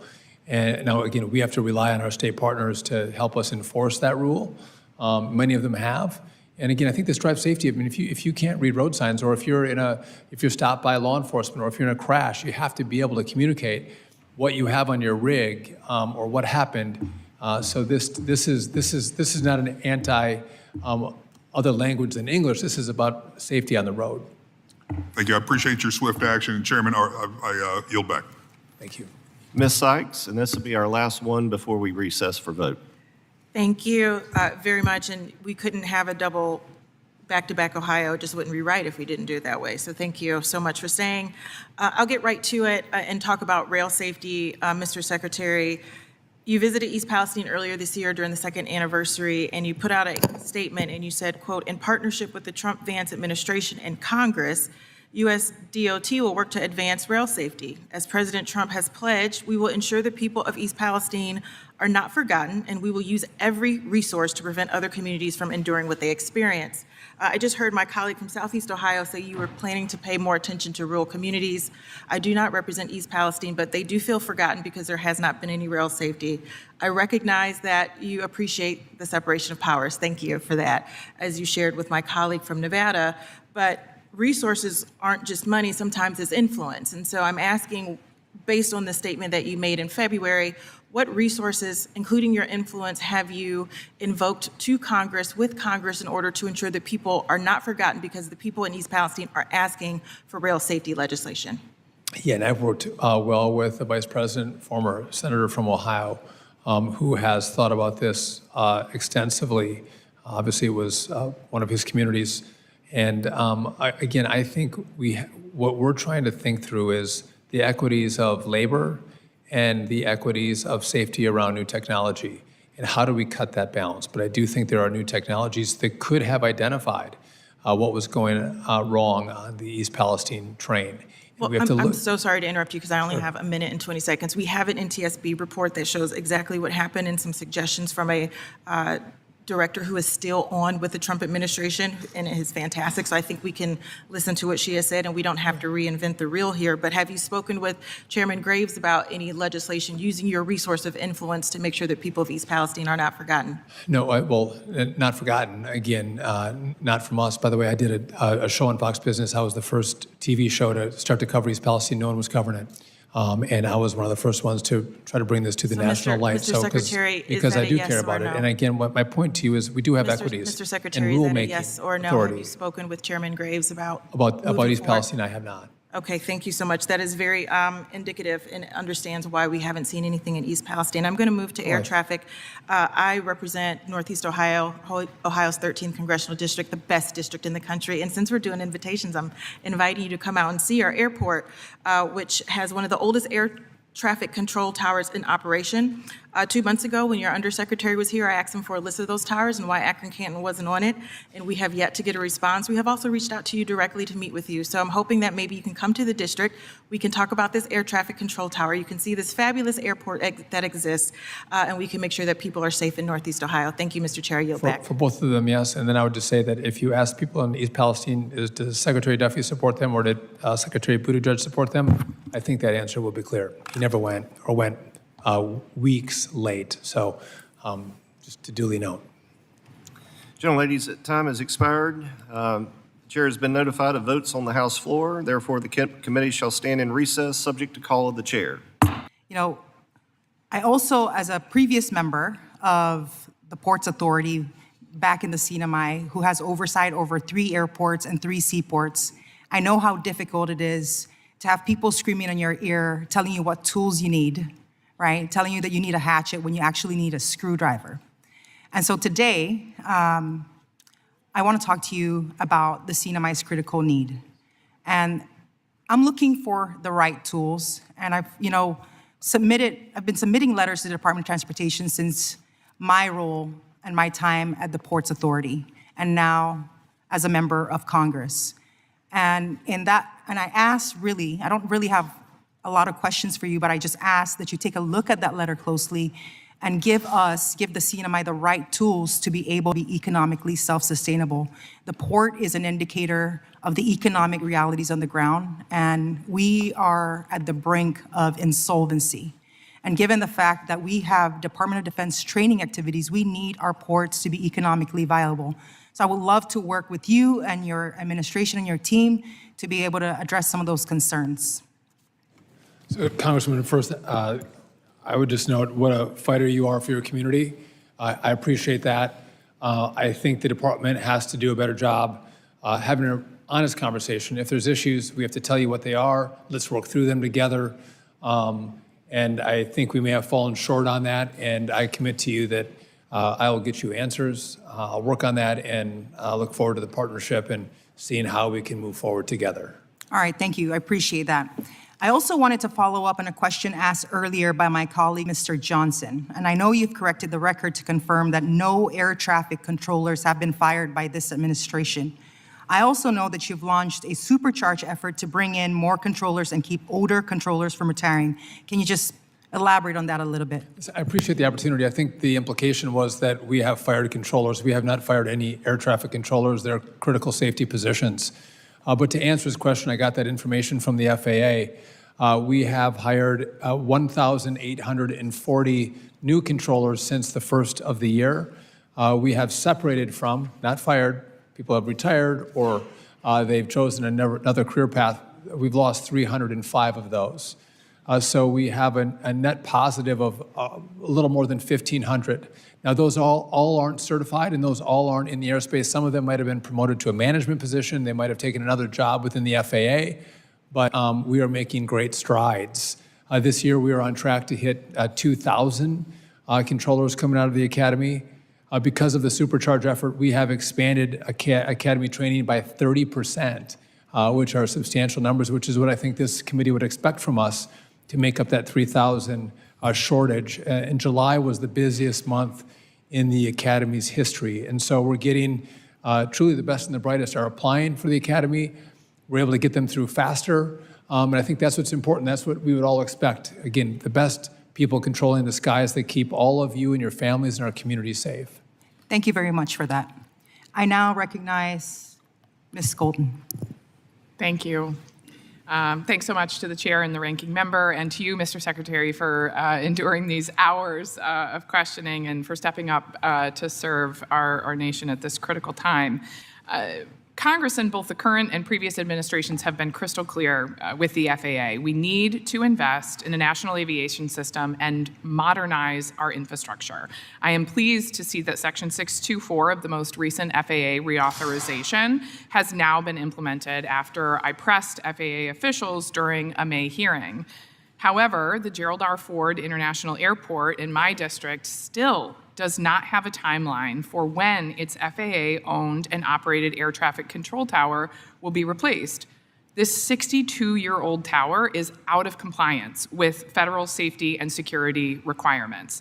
The design work for this project is done, and enabling construction will begin this summer with support from the state of Michigan. But our community needs federal dollars and federal approval because it is an FAA-owned tower. The previous FAA administrator has assured me that GRR's modernization project was the #2 priority on the FAA's list. Secretary Duffy, can you please provide me with an understanding of the FAA's prioritization of the tower, an estimated timeline, and we would love to invite you to the district to see it directly, sir. As I told you before the hearing, Grand Rapids is one of my favorite small communities in America. It's a great community. I don't have that information for you right now on the priority list, but I will definitely follow up with you. Again, we talk about the infrastructure of air traffic control, but you make a really good point. we have really old structures across the country, and you would probably join a lot of members in this committee talking about your towers or your TRACONs and how old they are. And that's gonna take money and more money to help everybody out, but we should have an infrastructure plan and resources to build that's consistent with how great our country is. So I'll work with you on that. We appreciate it so much. I will note that it is the oldest of the top 75 busiest airports in the country. So certainly a lot of old infrastructure, but GRR is top of the list. So we really appreciate your attention. Look forward to your follow-up on that. I want to say one thing that the President and I have in common is a shared goal to bring back our supply chains and bolster domestic manufacturing. My district is home to a plant for the only domestic supplier of specific yellow pigments used for road markings. Unfortunately, an estimated 96% of these pigments used on American roads are sourced from foreign manufacturers, including China, enabling our taxpayer dollars to leave the U.S. That's why I introduced the bipartisan Paving Our Way for American Industry Act, which will ensure that these critical pigments would qualify as a constructed material under the Build America provision. Secretary Duffy, can you speak to how the committee can work with the department to uplift domestic manufacturers? And I recognize I am a bit over my time, sir, so if you want to address briefly. Yeah, I would agree with you. I will look at that. I was not aware, but I want to do all, unless we can't do it in America, and we would all agree we can't do, that's one thing, but when we can do it in America with American businesses that support American communities, I'm 100% on board. So I'll follow up on that as well. We appreciate it. Really look forward to working with you. I will submit the remainder of my questions for the record, including looking at the FAA's aircraft maintenance technician school programs and some of those grants, which I know a number of people have brought up, but we'd love to follow up with you offline. I'll submit that question for the record. Thank you. Appreciate the time. We'll yield back. I now recognize Representative McDowell. Thank you, Madam Chair. Mr. Secretary, I only have 3 minutes, which is not nearly enough to highlight the historic progress that this administration has made since President Trump took office. So I'll keep it brief. But since January, this administration has tackled challenges and inefficiencies in our nation's transportation system head on. And that's from improving safety in our national airspace system to course correcting President Biden's, his administration's wasteful green energy spending initiatives. And you have shown time and time again, this administration has shown time and time again that it's focused on American safety and security above all else. And that's why it's so disappointing to hear my Democrat colleagues in this hearing today have been focused on paintings hung in your building and racist roads. Mr. Secretary, you commented earlier on this during Mr. Garamendi's time, and I'd like to give you the chance to expand on your thoughts, but do you think that spending money to extend the previous administration's racial equity pet programs is a distraction from the department's core mission? I think the core mission is safety, and just as a history lesson, in 2009 or 10, the Congress, under Barack Obama's leadership, spent $800 billion in infrastructure, a stimulus bill. And then we spent another, $1.3 billion or $1.3 trillion in the last Congress. That's over $2 trillion. And I think we look around our communities and say, where's all the infrastructure? Where's the build? And I think it's because money hasn't been used wisely, to your point. I would agree. And I'm committed to making sure we spend money well so taxpayers can see the benefit of the money that's going into their infrastructure. Yes, sir. I agree, and I appreciate your commitment to that. But I think the reason to me that it's so disappointing to hear my colleagues kind of drift away from transportation and infrastructure is because, and you know this well, you went to North Carolina, to Western North Carolina in early February, and you saw the destruction there. And there are real issues that are facing people in our communities, and on this committee, I'm the furthest west. So I want to speak to those people because President Biden and our former governor, Roy Cooper, absolutely abandoned Western North Carolina. And I'm so grateful for this administration for what they've done on day one. They were in Western North Carolina. As soon as you were confirmed in the Senate, you were in Western North Carolina. And there are roads and there are bridges that need to be rebuilt. And I just want to know what the department's how committed are you all to making sure that Western North Carolina and places like Texas that have just experienced flooding are rebuilt in a smart way? So North Carolina, I think I-40, critical artery. We worked throughout government to make sure we can get rock that was closer to the roadway, cutting off months of the rebuild, bringing down the cost. But again, I think sometimes when we come from rural communities, people are forgotten. And I think to that point, Western North Carolina was, I think, arguably forgotten. President Trump, I'm not going to forget Western North Carolina. We are not going to forget Texas. We're already providing technical assistance to Texas, and with all of your help, we're going to provide resources to Texas in regard to their infrastructure that was destroyed by the flooding. Well, thank you, Mr. Secretary. I yield back. Thank you. I now recognize Representative Fushi. Thank you, and thank you, Secretary Duffy, for being here with us today. And thank you for what you just said about North Carolina, and I promise you I will not drift away from infrastructure. I want to start by saying I appreciate you and your team's commitment to reviewing the backlog of DOT grants and your success in releasing so many to the obligation phase. The North Carolina Department of Transportation has 2 major grants not yet obligated for the S-Line corridor that runs north from Raleigh to the Virginia state line. I'm pleased to share that the department has signed a purchase agreement with the host railroad and others to secure the corridor and is now in the due diligence phase with the planned closing in late fall. To remain on this closing timeline and to stay true to the timeline of opening the first segment of the S-Line to passenger service between Raleigh and Wake Forest, we need to proceed to obligation with the Chrissy grant awarded to DOT in 2021 and the federal state partnership grant awarded in 2023. Can you shed any light on when those 2 critical grants for North Carolina will be obligated? I know that we're working on that. I've had a brief on that, how important it is to North Carolina. And so specifics on timelines, on priorities of grants, I can get back to you on where we're at on the list. But you're not the only one who's reached out. I know it's important, but to a lot of people. Thank you for that. And as the committee begins to craft its surface transportation reauthorization bill, we've heard from a large number of stakeholders about the importance of multi-year funding certainty to successfully plan and execute transportation projects. In North Carolina, for instance, the certainty provided in the IIJA has delivered billions in infrastructure projects, including the S-Line project previously mentioned. Do you support Congress passing a multi-year surface transportation bill to build more highway, bridge, transit, and rail infrastructure projects? I do, and I think certainty matters in a multi-year bill. It helps accomplish that. Thank you for that. And finally, over the past few months, my staff and I have led numerous meetings with air traffic controllers from my home state. These conversations have only served to confirm what we all know to be true, that the FAA is facing a dire shortage of air traffic controllers. I'm glad to hear that there are more on the way.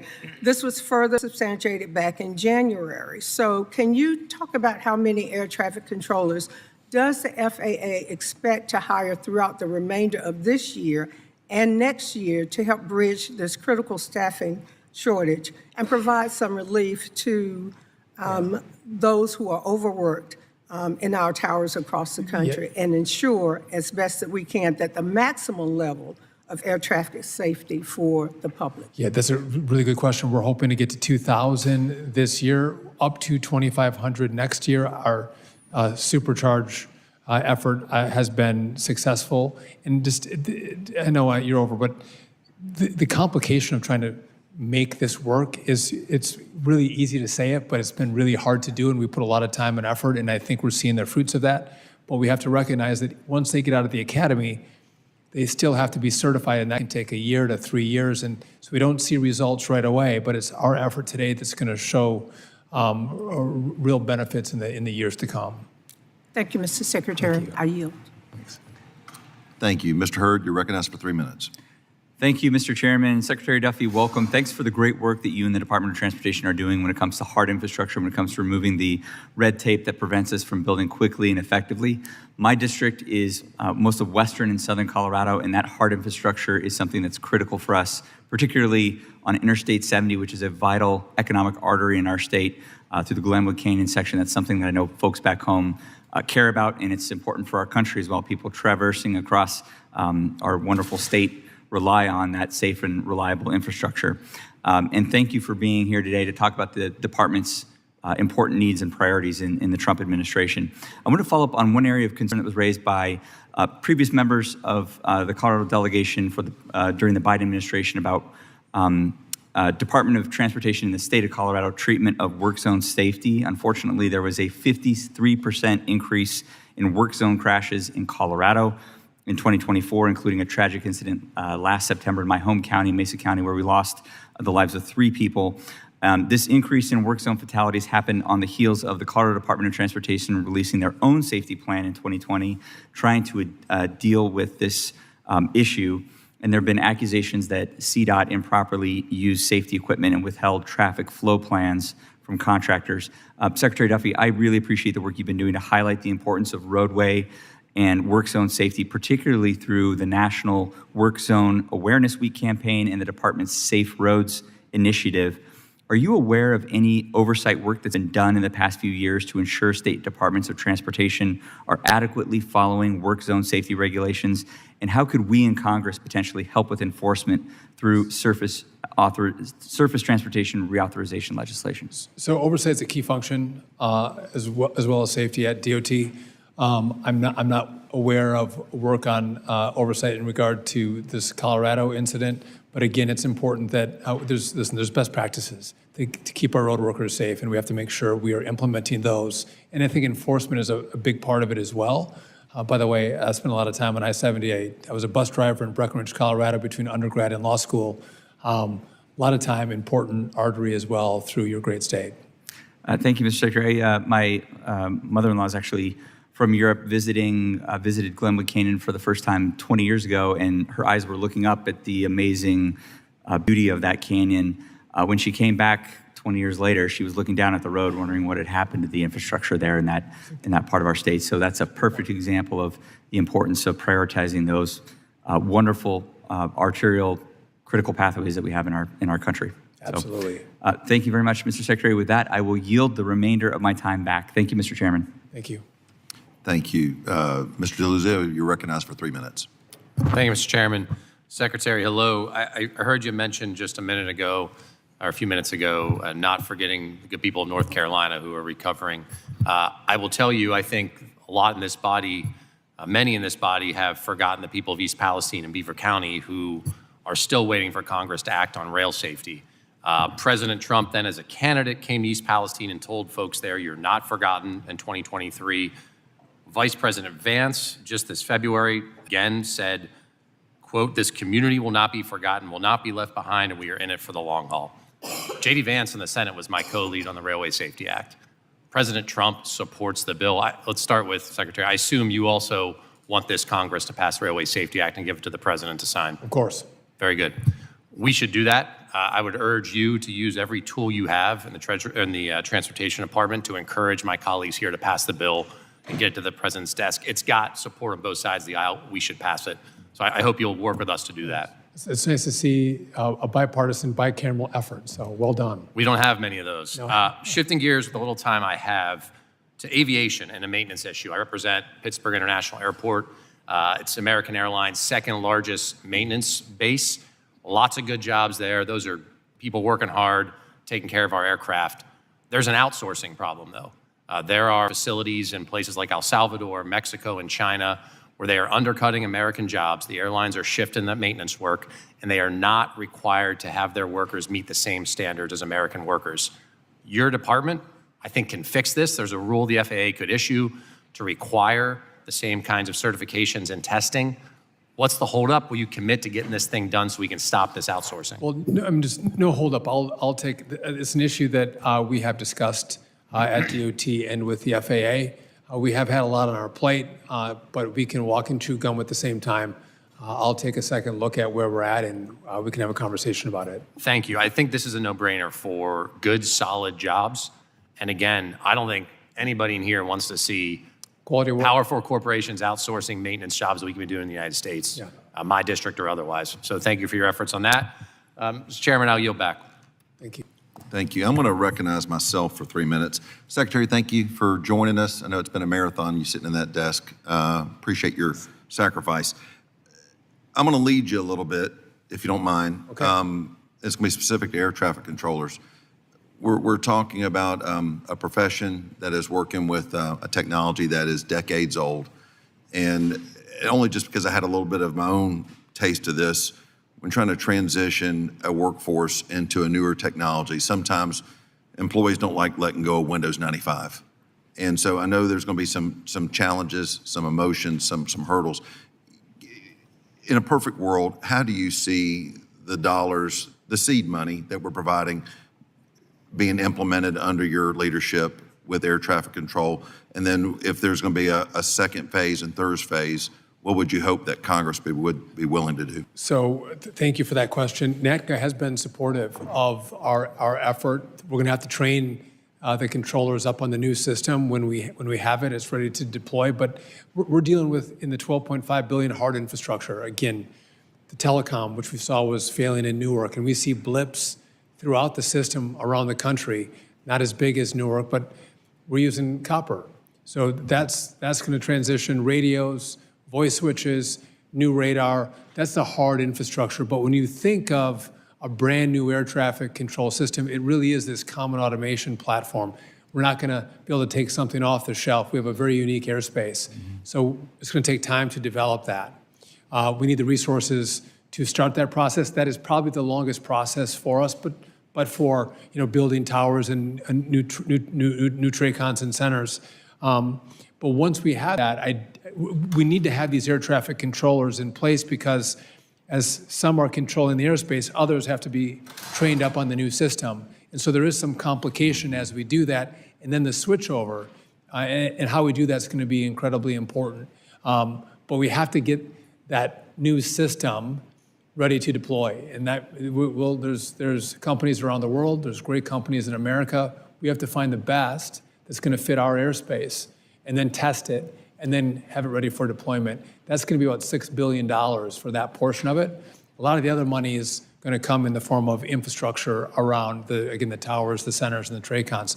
We also want a flow management system, so we can better manage. When you leave the gate, you're going to take off and you're going to fly and you're going to land. Like, a flow management system is going to be way better for efficiency in the airspace. And if you care about the green part of America, we use less fuel by this flow management system. A lot of tools that we still have to get from all of you. Thank you for your leadership on that. Thank you. Next we have Ms. Pelt. You're recognized for 3 minutes. Thank you, Secretary. Thank you, Mr. Chairman. As one of the two committee members from the great state of New Jersey, fixing the chaos at Newark Airport has been one of my top priorities. I agree with you, Mr. Secretary, that major investments are needed to bring our air traffic control system up to date.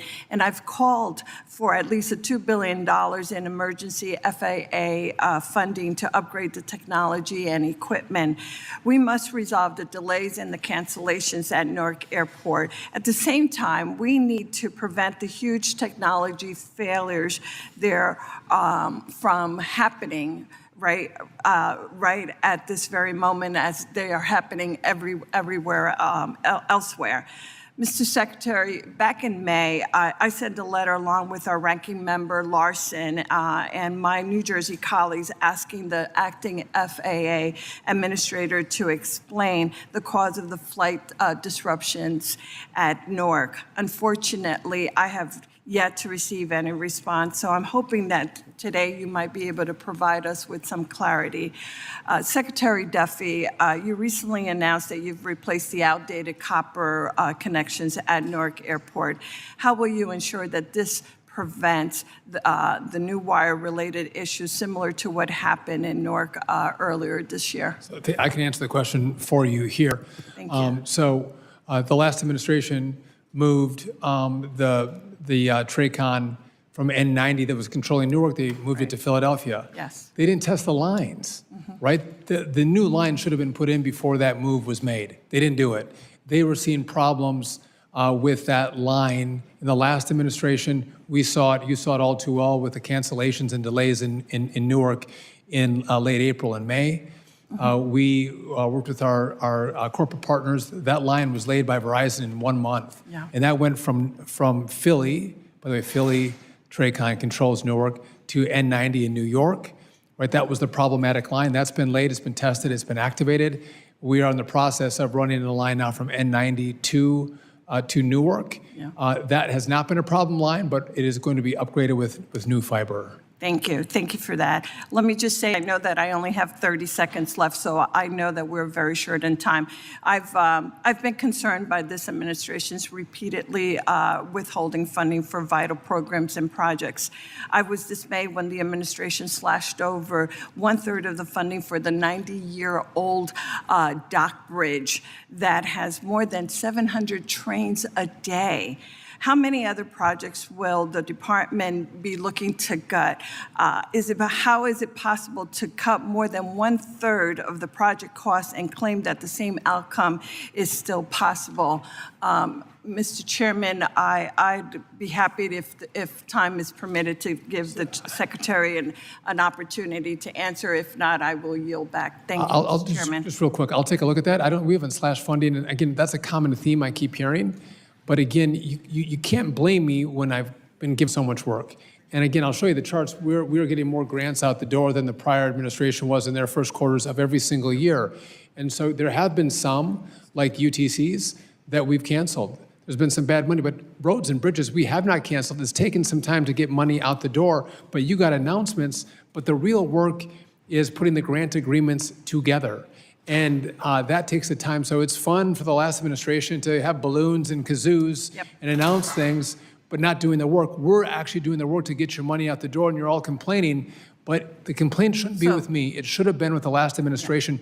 You have 400 projects from 2022. So I wasn't here at the last session. Let me just say I appreciate what you're saying, but here's what I'm trying to point out, Mr. Secretary, that 1/3 of the funding for the 90-year-old dock bridge has been impacted.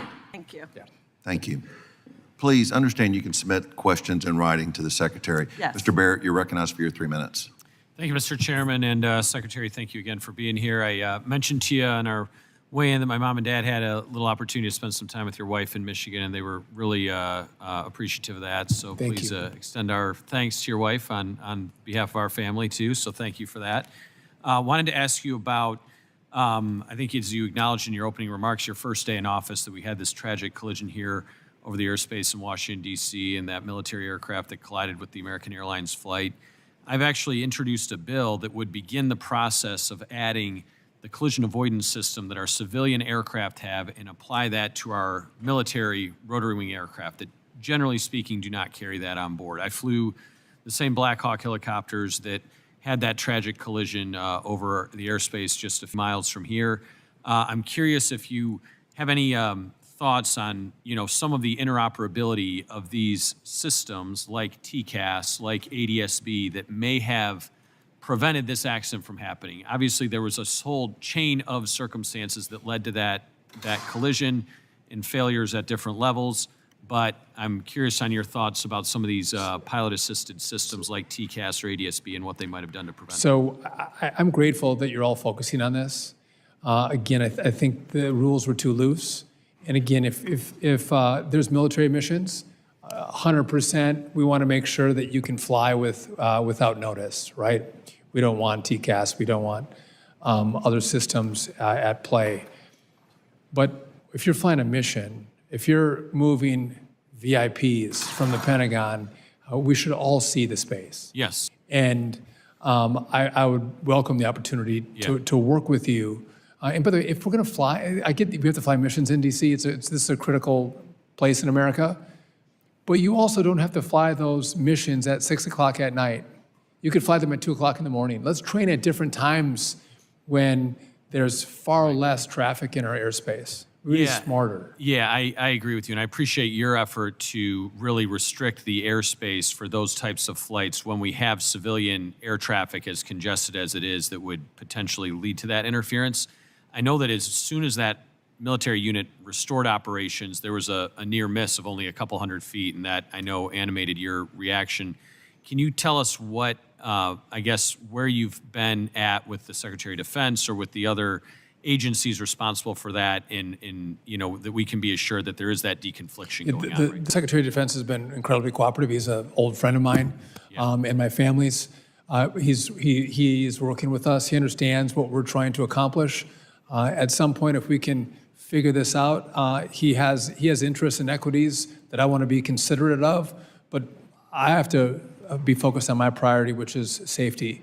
And he understands that, and we've had a lot of different conversations, me with him, but also our teams. Great. Thank you. Really appreciate it. Thank you, sir. Ms. Gillen, you're recognized for 3 minutes. Thank you, Mr. Chairman, and thank you, Secretary, for spending time with us today. So I don't have a lot of time. I have 3 items, 3 minutes that I have to talk about, 3 items that I'd love to work with your office to get done for my district and the American people. The first thing is road safety. My district on Long Island in New York has a serious car accident every 7 minutes. It's unacceptable, and this is part of a nationwide trend with dangerous roads. I wrote to your office in March and asked you to help focus on solving this problem. I appreciated your prompt response and your pointing to the Safer Roads for All program that you have, and now folks in my district, the largest village in New York State, the village of Hempstead, are trying to become part of that program to make sure that they can have safer roads in Hempstead, where they have the most dangerous intersection on Long Island, which is right by a church and right by a school. So my quick question is, will you commit to continue working with my office to make sure that we can have what could be a pilot program, not only for Long Island, but for the rest of our country? 100%. Thank you. All right, number two. Number 2 is a key step that we can do to make our roads safer is getting impaired and drunk drivers off the road. In 2021, Congress passed the Halt Drunk Driving Law, which was a bipartisan piece of legislation requiring all new vehicles to be equipped with advanced anti-drunk driving technology that could save almost 10,000 lives a year. However, the prior administration failed to implement the law, and the National Highway Traffic Safety Association still has not issued the critical rule in more than 4 years since the bill has passed. I believe together we can all save lives that should not be wasted and not be lost for senseless drunk driving accidents. Will your office work with this body and my office to make sure that we start to implement that law? Yeah, and I had a lot of conversations with Senator Ben Ray Lujan, who's been a leader in this as well. Again, we want to make sure the technology is right. I look forward to working with you. And it is drunk driving, 100%, but it's these. These have been distracting everybody. And it's almost like drunk driving because people aren't paying attention, and it's becoming a huge issue. Distracted driving is, of course, a huge issue, but one of the worst drunk driving accidents that ever happened in New York happened on Long Island, where a 5-year-old flower girl in a limousine was killed in a gruesome manner by a man who could barely even stand and walk out of the bar. So she shouldn't be dead. We can fix this. Thank you. And the last thing, I only have 28 seconds. We talked about a little bit before the hearing. I actually beat Congressman Mast to requesting that you come to my district to visit TRACON N90, which is the air traffic control space that controls some of the busiest skies in the country. And I believe you agreed to come. I look forward to working with you and welcoming you to the New York's 4th Congressional District, and I appreciate your commitment to making our skies safe. The busiest, yes. Look forward to it. Thank you. Mr. Begich, you're recognized for 3 minutes. Thank you, Mr. Chair.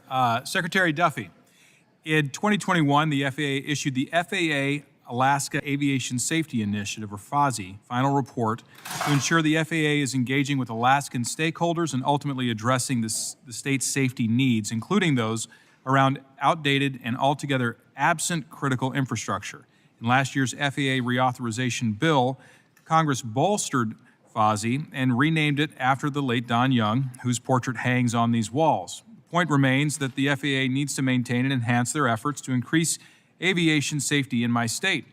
I was very pleased when earlier this year, you and the FAA announced a $25 million investment in this initiative. On top of the $25 million, this majority allocated even more funding for essential safety equipment through the One Big Beautiful Bill, including another $40 million for the Don Young Alaska Aviation Safety Initiative and $80 million for the weather system improvements. Can you talk about your thoughts regarding the importance of aviation safety in the state of Alaska, and will you commit to ensuring the FAA will use this funding in a timely manner to improve the availability and reliability of aviation safety in Alaska? I don't mean to be offensive, but sometimes people forget Alaska. And the aviation accidents that happen there, way too many. That is, you're not going to be forgotten in this administration. As you can tell, we have paid attention to Alaska and the safety needs and concerns that you have. And I'm going to continue to work with you and your Senate delegation to make sure we're doing right by your state. By the way, I'm going to come up in early August. I was strictly committed to making sure I make that trip in the first year, so I might actually fish for a day too. Excellent. We're looking forward to hosting you in Alaska. It's a big place, as you know, and we have a lot of unique challenges. I know there's a lot of other unique parts of the United States, but Alaska truly is unique and special in that respect.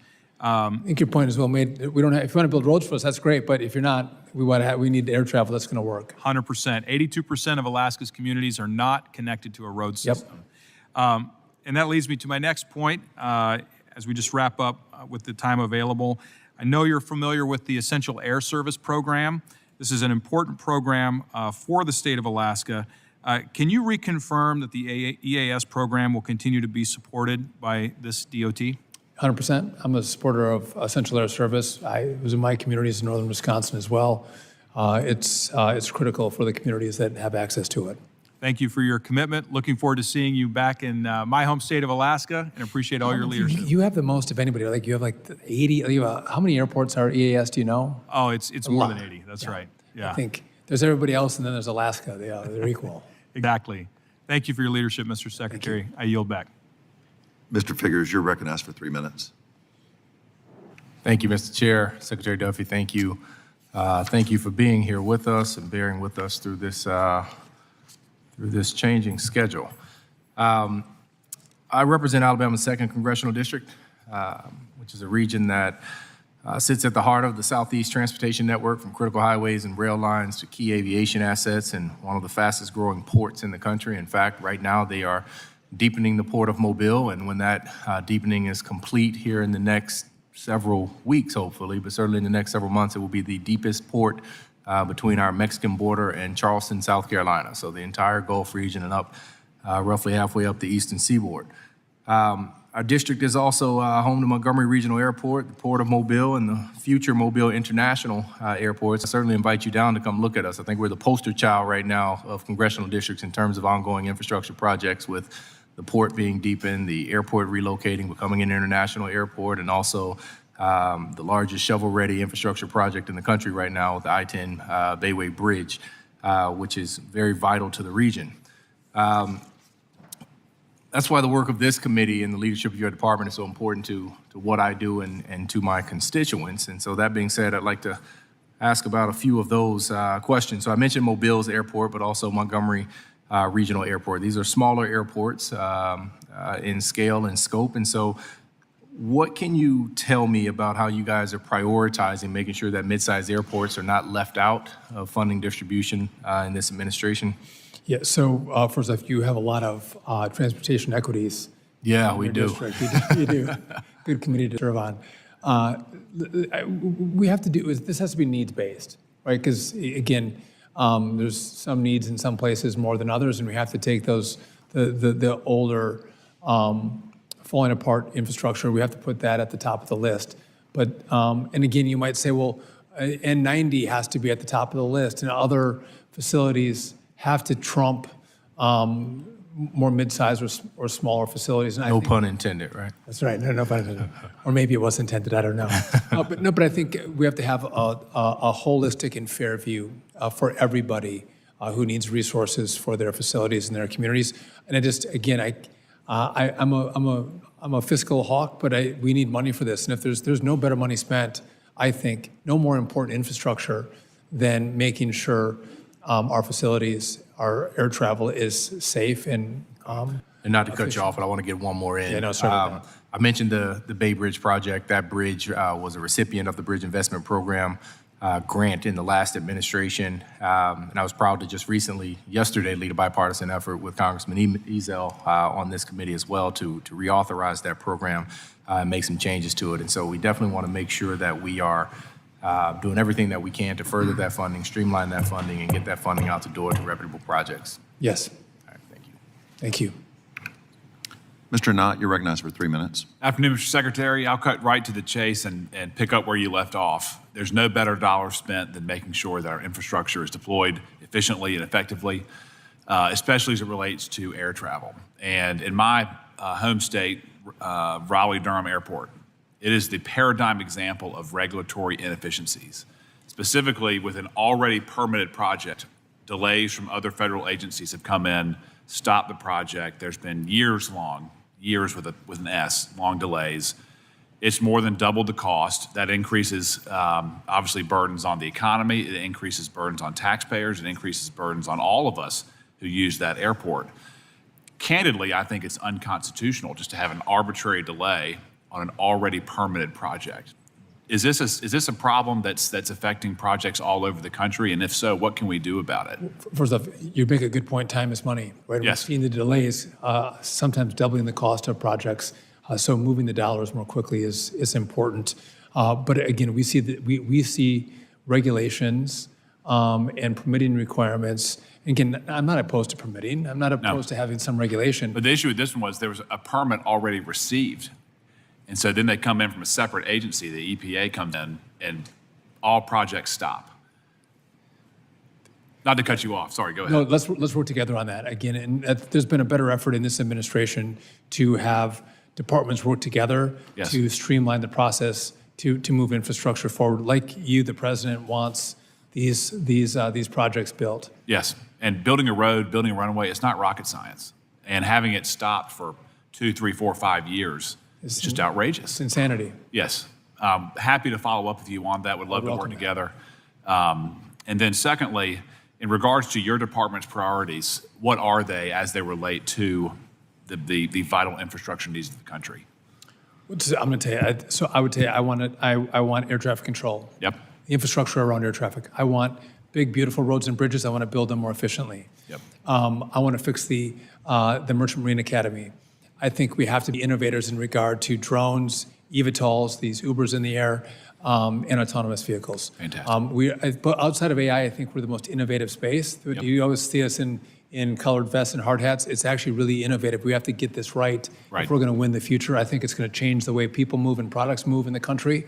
And that has been a focus as well. And also the SHIPS Act from the president. It's going to be a critical component of what we do at DOT. We're going to need your help on the money side of this, but this is important for national security, building ships and sailing ships out of this country. So what you're saying is even after the big, beautiful bill, we're not finished. With ATC, We've for got sure, you are not done. More work to do. All right. Well, Mr. Secretary, thank you for your time. Look forward to talking to you soon. Thank you. Mr. Larson, you're Yield back. recognized for a point of personal Yeah, privilege. thank you, Mr. Chair. Secretary, I just came back to say thank you for being here, for obviously being patient through the votes as well, and committing your time to us to help us understand a little bit about where you want to take DOT and to answer our questions. So just came back to say thank you. I appreciate it. And if I can just make one point, you and I work really well together, Mr. Ranking Member, and to the whole committee. I think this is a unique space where there's a lot of fights that happen politically. This is a space that is probably one of the most bipartisan spaces that we have in Congress because infrastructure is not partisan. We drive on blue roads and red roads across all of our states and districts, and I'm committed to working across the aisle and with everybody to make that happen together. Thank you. Ms. Friedman, you're recognized for 3 minutes. Thank you, Secretary Duffy. Thank you, Secretary Duffy, for being here. I also want to thank you for a very productive conversation, and I hope it's one of many and that we keep the conversations going. In your April appearance before the Senate Environment and Public Works Committee, you remarked that the 2028 Olympics is not just representative of Los Angeles, but of America as a whole. I really appreciated that quote. I share in the administration's stated enthusiasm for America's games and the president's expressed desire to, quote, be supportive in every way possible and make them the greatest games. In anticipation of the arrival of the estimated 15 million ticket holders at the Olympics, I join my colleagues in requesting $500 million in the President's fiscal 2026 budget in a dedicated account for providing and operating public transportation services. And I was disappointed to see no dedicated investments for transportation services in the 28 Olympics in the President's budget or the FY26 budget justification from DOT. Certainly, as America looks to compete on the global stage, we have to safely and efficiently move people around Los Angeles. And we already have too much congestion as it is on our roads. We want to put our best foot forward. We saw Paris, and Paris got worldwide praise for their ability to really have first world transit in that city for the people that were coming there. But they invested over 500 million euros in improvements to prepare for the games, a benefit that their residents will be able to now have for many years to come. We need a similar investment in LA Metro to make these games successful. Otherwise, they will not be as good as I think all of us would like them to see. So I'm just hoping that you can today commit to continue working with Congress, with the LA delegation to ensure appropriate investments for transportation upgrades for the 2020 Olympics and Paralympic Games. So I would just note the president loves sports. He loves what's going to come next year with the World Cup with FIFA. I think he's excited about the Olympics as well. We have to showcase how great this country is. I don't like to say this, but the greatest equity is security at the Olympics. But the second issue is transportation. A lot of people have to move through a very small area. So I'm committed to working with LA. I've already met with the Olympics team. Again, you guys control the money. You have the power of the purse, but I stand willing, ready to partner with you and make sure that this goes off incredibly well and we showcase this great country. Thank you. And in terms of just the airports, we also need to make sure that we have enough people to deal with visas, to get tourists into the country, that they feel confident that when they come in, they're going to have a smooth experience getting into the country, getting to their destination. So I would also just throw out that we need to also make sure that we do everything we can to have enough personnel on the ground. We don't want people going home and saying, I stood in line for 5 hours at LAX, or I mean, I represent Hollywood Burbank Airport, but they're probably not flying in there. But we want to make sure they have a great experience. So I look forward to working with you on all of that. In one of the non-public portions of our cabinet meetings, this issue was brought up. The president mentioned that to the Secretary of State. Again, the president wants to make sure this is seamless and beautiful. And so again, it's all of us working together to make that happen. Thank you, Mr. Secretary. Thank you. Mr. Kennedy, you're recognized for 3 minutes. Thank you, Mr. Chair. I'm from Utah, the fastest growing state in the country. And Secretary Duffy, you look remarkably fresh as a guy who's sat in that chair potentially for 4.5 hours. So anyways, I'm impressed. I'm a family doctor, so I analyze people. And you unless you have a drone or you're a robot, you look like you just showed up. So I'm glad that you're here. Very kind. Well, as the fastest growing state in the country, and actually we're on the Olympics theme, we also will be hosting the Olympics, the Winter Olympics in 2034. We're not in as emergent circumstance as maybe Los Angeles is, but you and I, and working with our state legislative leaders, I'll just say the governor, the Senate president, as well as the Speaker of the House in the state of Utah want to be a pilot project for things you talked about in your opening testimony as to air taxis and drones, and the fact that we can, looking to the future 9 years from now, we can do all sorts of legacy things today that are going to help us set up so that tomorrow actually looks better than it currently would as far as we can expect. So I'm just offering to you first, the state of Utah has a pioneering spirit. We want to be innovative. And if you look at pilot projects that could be useful for the state of Utah, our governor, our Senate president, as well as Speaker of the House, myself, and our congressional delegation stand ready to do those pilot projects so we can demonstrate the greatness of the United States of America for Los Angeles as well as Salt Lake Olympics that are coming up. I don't know if that's Utah talking points, but I think everyone has said the same thing. You guys want to innovate and you want our partnership, and we have ideas that when I was in Utah that I pitched. But if you have ideas as well as how we can be innovative, and that goes to everybody. We're looking for innovative ideas. I'm going to tell that to your state DOTs that are going to be at our headquarters tomorrow. We have to think outside the box on how we're going to be more efficient. I believe you will. I'm excited to do that. I was wondering, how do you, as the fastest growing state in the country, how do you factor in that with the allocation of grants when it comes to, of course, we have 3 million people, not 38 million people in the state, but how do you allocate grants and consider the growth rate associated with that? We do it on need, but we also look at future growth. Someone was giving me a hard time about marriage and birth rates. That's a sign of future growth. Also, how people move around the country and where they want to live in great, clean states like yours. And we have to, we can't just think about today, we have to think about tomorrow as well, and what kind of growth and expansion we're going to see in certain areas and make the investments beforehand.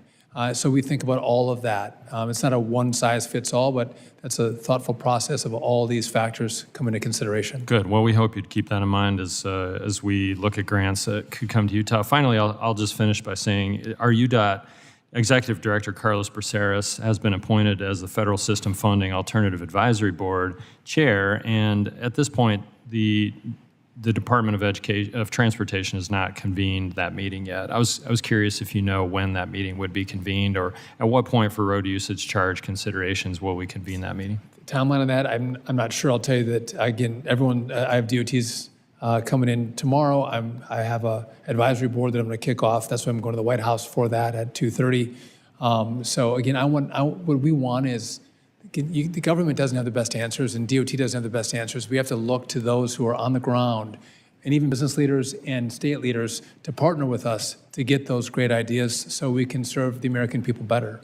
Carlos Braceras stands ready to work with you on that. In fact, if all you did was just tell him to go ahead and do that and give him a point person, he'll do it. With that, Mr. Chair, thank you. I yield back. Secretary, thank you very much for being with us today. Ms. Hoyle, you're recognized for 3 minutes. Thank you, and thank you, Mr. Secretary, for being here. As they've said, it's been a long day, but you know, as you alluded to, the Transportation Infrastructure Committee, it is the most functional committee in the House. And because we work through our disagreements, we get things done so to bring taxpayer dollars back to our constituents by investing in transportation infrastructure that benefits generations of Americans. That shouldn't be partisan.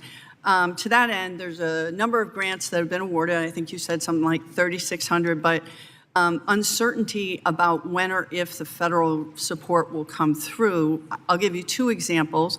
The first is in Eugene, our airport traffic is up 40% since 2019. We won an FAA grant to expand the terminal to meet the demand, but now the federal funding is in limbo because of our understanding is non-transportation related conditions. And then, as you know, we have a great opportunity in the Port of Coos Bay to invest in our supply chain infrastructure. Canada's invested, $3 billion in their ports. Mexico has invested in their ports.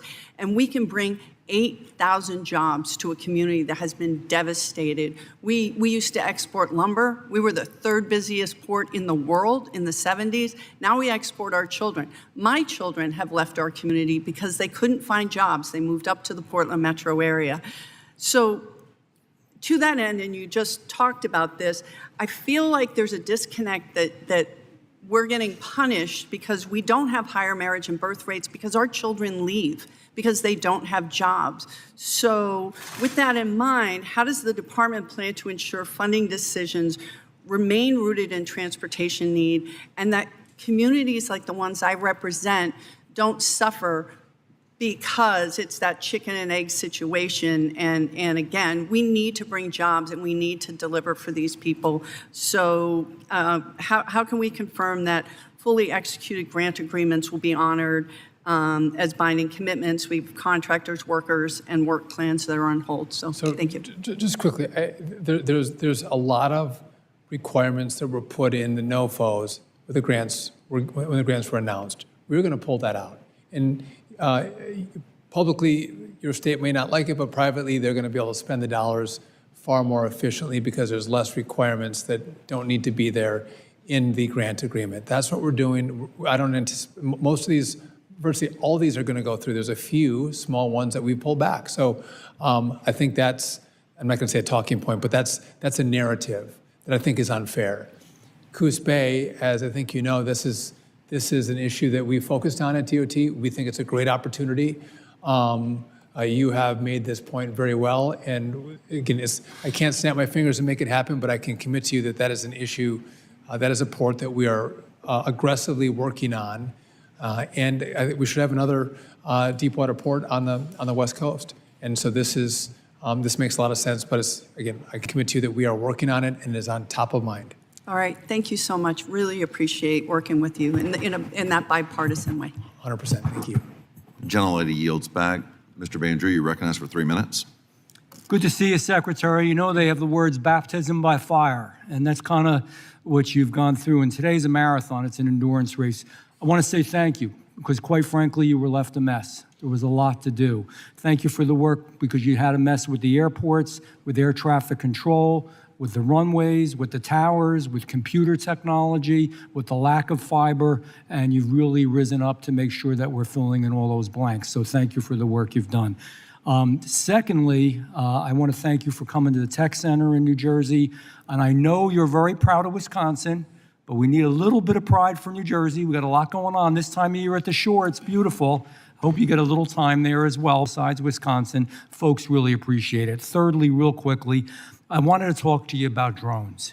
You and I have spoken a little bit about this. I still have some real concerns. I want to understand this better. And I know you may not be able to give me a conclusive answer today, but here's the bottom line. Last year, you all, us in New Jersey, we've had these drone sightings. It wasn't just by people that were gadflies or weirdos or whatever you want to say. These were real people in law enforcement, real people at the nuclear power plants, real people that were in the Coast Guard, and many, many others who were reputable, good people.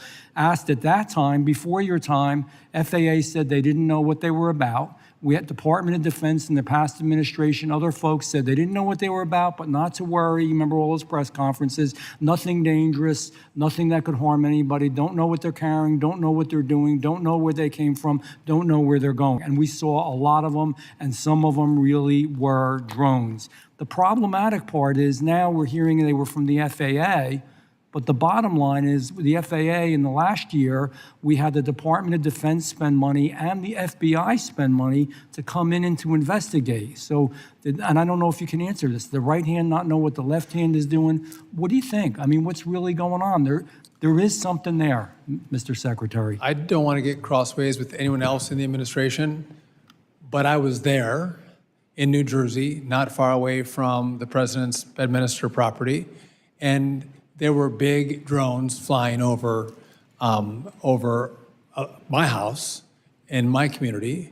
And I think the problem was that when you had about 3 days of that neighbor was talking to neighbor, it wasn't until later that equities came up to look at it. And at that point, I think the drones that your constituents that I saw were gone. And then people did see the kid's drone next door. They did see an airplane in the sky. But before that, before the FBI was looking, or the FAA was looking, by the way, I wasn't in the department then, they were there before the eyes opened up to start to look. And I think that's the discrepancy between when the public comment is, we didn't see anything there. Well, that's because it happened before everyone got there. And I think that's what happened. And it's weird. I thank you for your candid answer, and I yield back. This is an issue that we all have to deal with as well. It's important for national defense, national security, but it's also, there's a commercial component that's critically important as well, and I think we have to figure that out. It just takes some work. Gentleman, yield back. Mr. Kiley, you're recognized for 3 minutes. Good afternoon, Mr. Secretary. Thank you first and foremost for the build grant for Placer County in my district. I can't tell you how significant this is going to be. Our area is a growing area, unlike places like LA and San Francisco in California where people are leaving. We have communities that people want to live in, but this has made traffic a huge issue and created bottlenecks like this one near 65 and 80, which has brought no small amount of misery for our commuters, has also led to many accidents and sadly even some recent fatalities. And this grant, which will add a third lane and then an auxiliary lane, is going to reduce the traffic by 50%. Just the reduction in delays for trucks alone is going to pay for it in terms of the economic value. So thank you. Your team was great to work with. Thank you for your support and collaboration. Yeah, absolutely. I also want to say how refreshing it is to have a transportation secretary who embraces the future of transportation. You've mentioned just how transformative technologies like AVs and air taxis are going to be, and would love to work with you however I can to help usher in that future as safely and beneficially as possible. I appreciate that, and I think this is one of the most exciting spaces. Again, it's kind of, when we had flip phones, we didn't know what the iPhone, how to transform our lives, that we'd be on social media and we'd bank and we'd have directions. I think we can't comprehend right now how this is going to change how, again, we move and our products move, and it's a really cool time to be here. And frankly, we have to get it right, and it's what we do, but in partnership with all of you. Absolutely, yeah. I think it's tremendously exciting. And then finally, thank you for finally bringing some accountability to California high-speed rail. I appreciated the chance to be with you there in LA when we launched the compliance review. Your report was extremely thorough and detailed, but the takeaway was pretty simple. California was given billions of dollars to build a high-speed rail system and didn't build anything. And I'm like you. I think it'd be great to have high-speed rail. What I'm against is spending unlimited amounts of money and getting absolutely nothing in return. And California's political leadership has proven they're just not up to the task. There was actually an early operator who got up and left, said, we can't build this here. We need to go someplace where it's less politically dysfunctional. They went to North Africa, and they brought a high-speed train online in Morocco in 2018, which works pretty well. And we've talked today about this initial segment, Merced to Bakersfield, which is now going to miss its 2033 deadline, it looks like. But I don't know if you've heard about the big, new, bold, ambitious plan from the CEO of the Rail Authority, which is by the year 2045, 20 years from now, if everything goes perfectly, then we'll have a line from Palmdale to Gilroy. So in order to actually make the trip from LA to San Francisco, you have to take one transit system 2 hours from LA to Palmdale, then hop on the high-speed train, and then take a third transit system 2 hours from Gilroy to San Francisco. So best case scenario, 20 years from now, you'll be able to ride 3 different transit systems on a 6-hour trip that today you can make in an hour on any number of airlines. So don't you agree that it's time we send a clear message that there will be no more federal funding for this disastrous project? I think so, and I believe the stat is every resident of San Francisco or LA could take 20 round-trip tickets for the cost of this project. And again, I appreciate your support when we went out and talked about California high-speed rail. We had protesters there. They were angry at us. There's protesters in California. California itself should not be angry at DOT. They should be angry at the governor, the legislature, those who have been unable to deliver this project. If they could, we're ready, willing, and able to stand with them, and all of us, bipartisan, would do it. But when they can't, it's only appropriate that we pull money and try to put it into projects that are actually going to be built. That's right. Couldn't agree more. Thank you very much. I yield back. Gentleman yields back. Mr. Burleson, you're recognized for 3 minutes. Thank you, Secretary Duffy. You're doing a fantastic job. I'm over here. You're doing a fantastic job. Thank you. And we're all proud of the work you're doing. I want to ask you about the 2-person rule on railroads, and I want to ask you about the DOGE efforts within your department or agency. But first, I want to ask a very simple question. So Mike Gold, who is a former NASA administrator, he's come to Congress. He's spoken to us on the topic of UAPs, and he said that NASA has untold numbers of videos and photos and things that could be turned over to the public or like a private agency or a nonprofit to comb through for using artificial intelligence to identify things. Would you be willing to work with me to make that happen? So I'm happy to work with you. Again, today is my first official day, but I've spent it with all of you. I'm having a classified briefing on Friday over at NASA. Again, this is, I think, not just you, but I think America wants to know. I'd like to get more information, but obviously I'll coordinate and communicate with you as I get into the role. Thank you. Okay, regarding the 2-man rule on the federal railroads, this was put in under the Biden administration, despite the fact that the NTSB did research and said that there's no differences for safety. The FRA also said the data does not support this rule. In your opinion, was the Biden rule misguided? Listen, I think this issue has been studied by the Vice President, J.D. Vance. He was supportive. Again, I think as technology evolves, if we can have autonomous vehicles, maybe at one point that right there. That's on roads, and this is on a track. I agree. You might be able to get to that point, but as of now, I'm supporting the two-man crew. But I do think there's opportunities for technological advancement. We can't live in the horse and buggy age. We have to move forward with technology. Yeah. And this improves cost and safety. That's right. My final question is, tell me about Doge. Your office, you worked with the Doge committee. Can you highlight some successes of that effort? So we're looking for efficiency in government, which is what this is not like a jobs agency. This is about deliverables. And so if we can do more with less, that leaves us more money for the projects that people care about. And what's happened with Doge is some really brilliant minds who would never give their time to government, never. They were willing to come in and go, I'll help out. I'll help make my government work better. Yeah. And why wouldn't we take the best minds, some of the brightest minds, to help us figure out that's a wasteful contract. You could do this way differently and save this much money. For a simple example, I don't know if in your offices you all have phones. How often do you use your telephone in your office, on your desk? My staff do, but I don't. I don't. So we pulled most of the phones out of DOT. It was like was it $10 million that we saved on telephones that we don't use? Everyone uses a cell phone. Now, if you got to call us on a landline, you can call FRA, you can call FAA, but there's so many places that we waste money, and it's not how much money we spend, it's how much do we deliver for the American people. And I think sometimes that gets lost in the conversation. We're not about spending money, we're about delivering, and that's what we focused on. And I'm grateful for that team and the insight they provided to us to make us more efficient and more responsive to the American people. Thank you. Appreciate it. I yield back. Gentleman yields back. Are there any further members of the committee who have questions that have not been recognized? Seeing none, this concludes our hearing for today. I'd like to thank our witness for his testimony. Thank you, Mr. Secretary, and this committee stands adjourned. Thank you.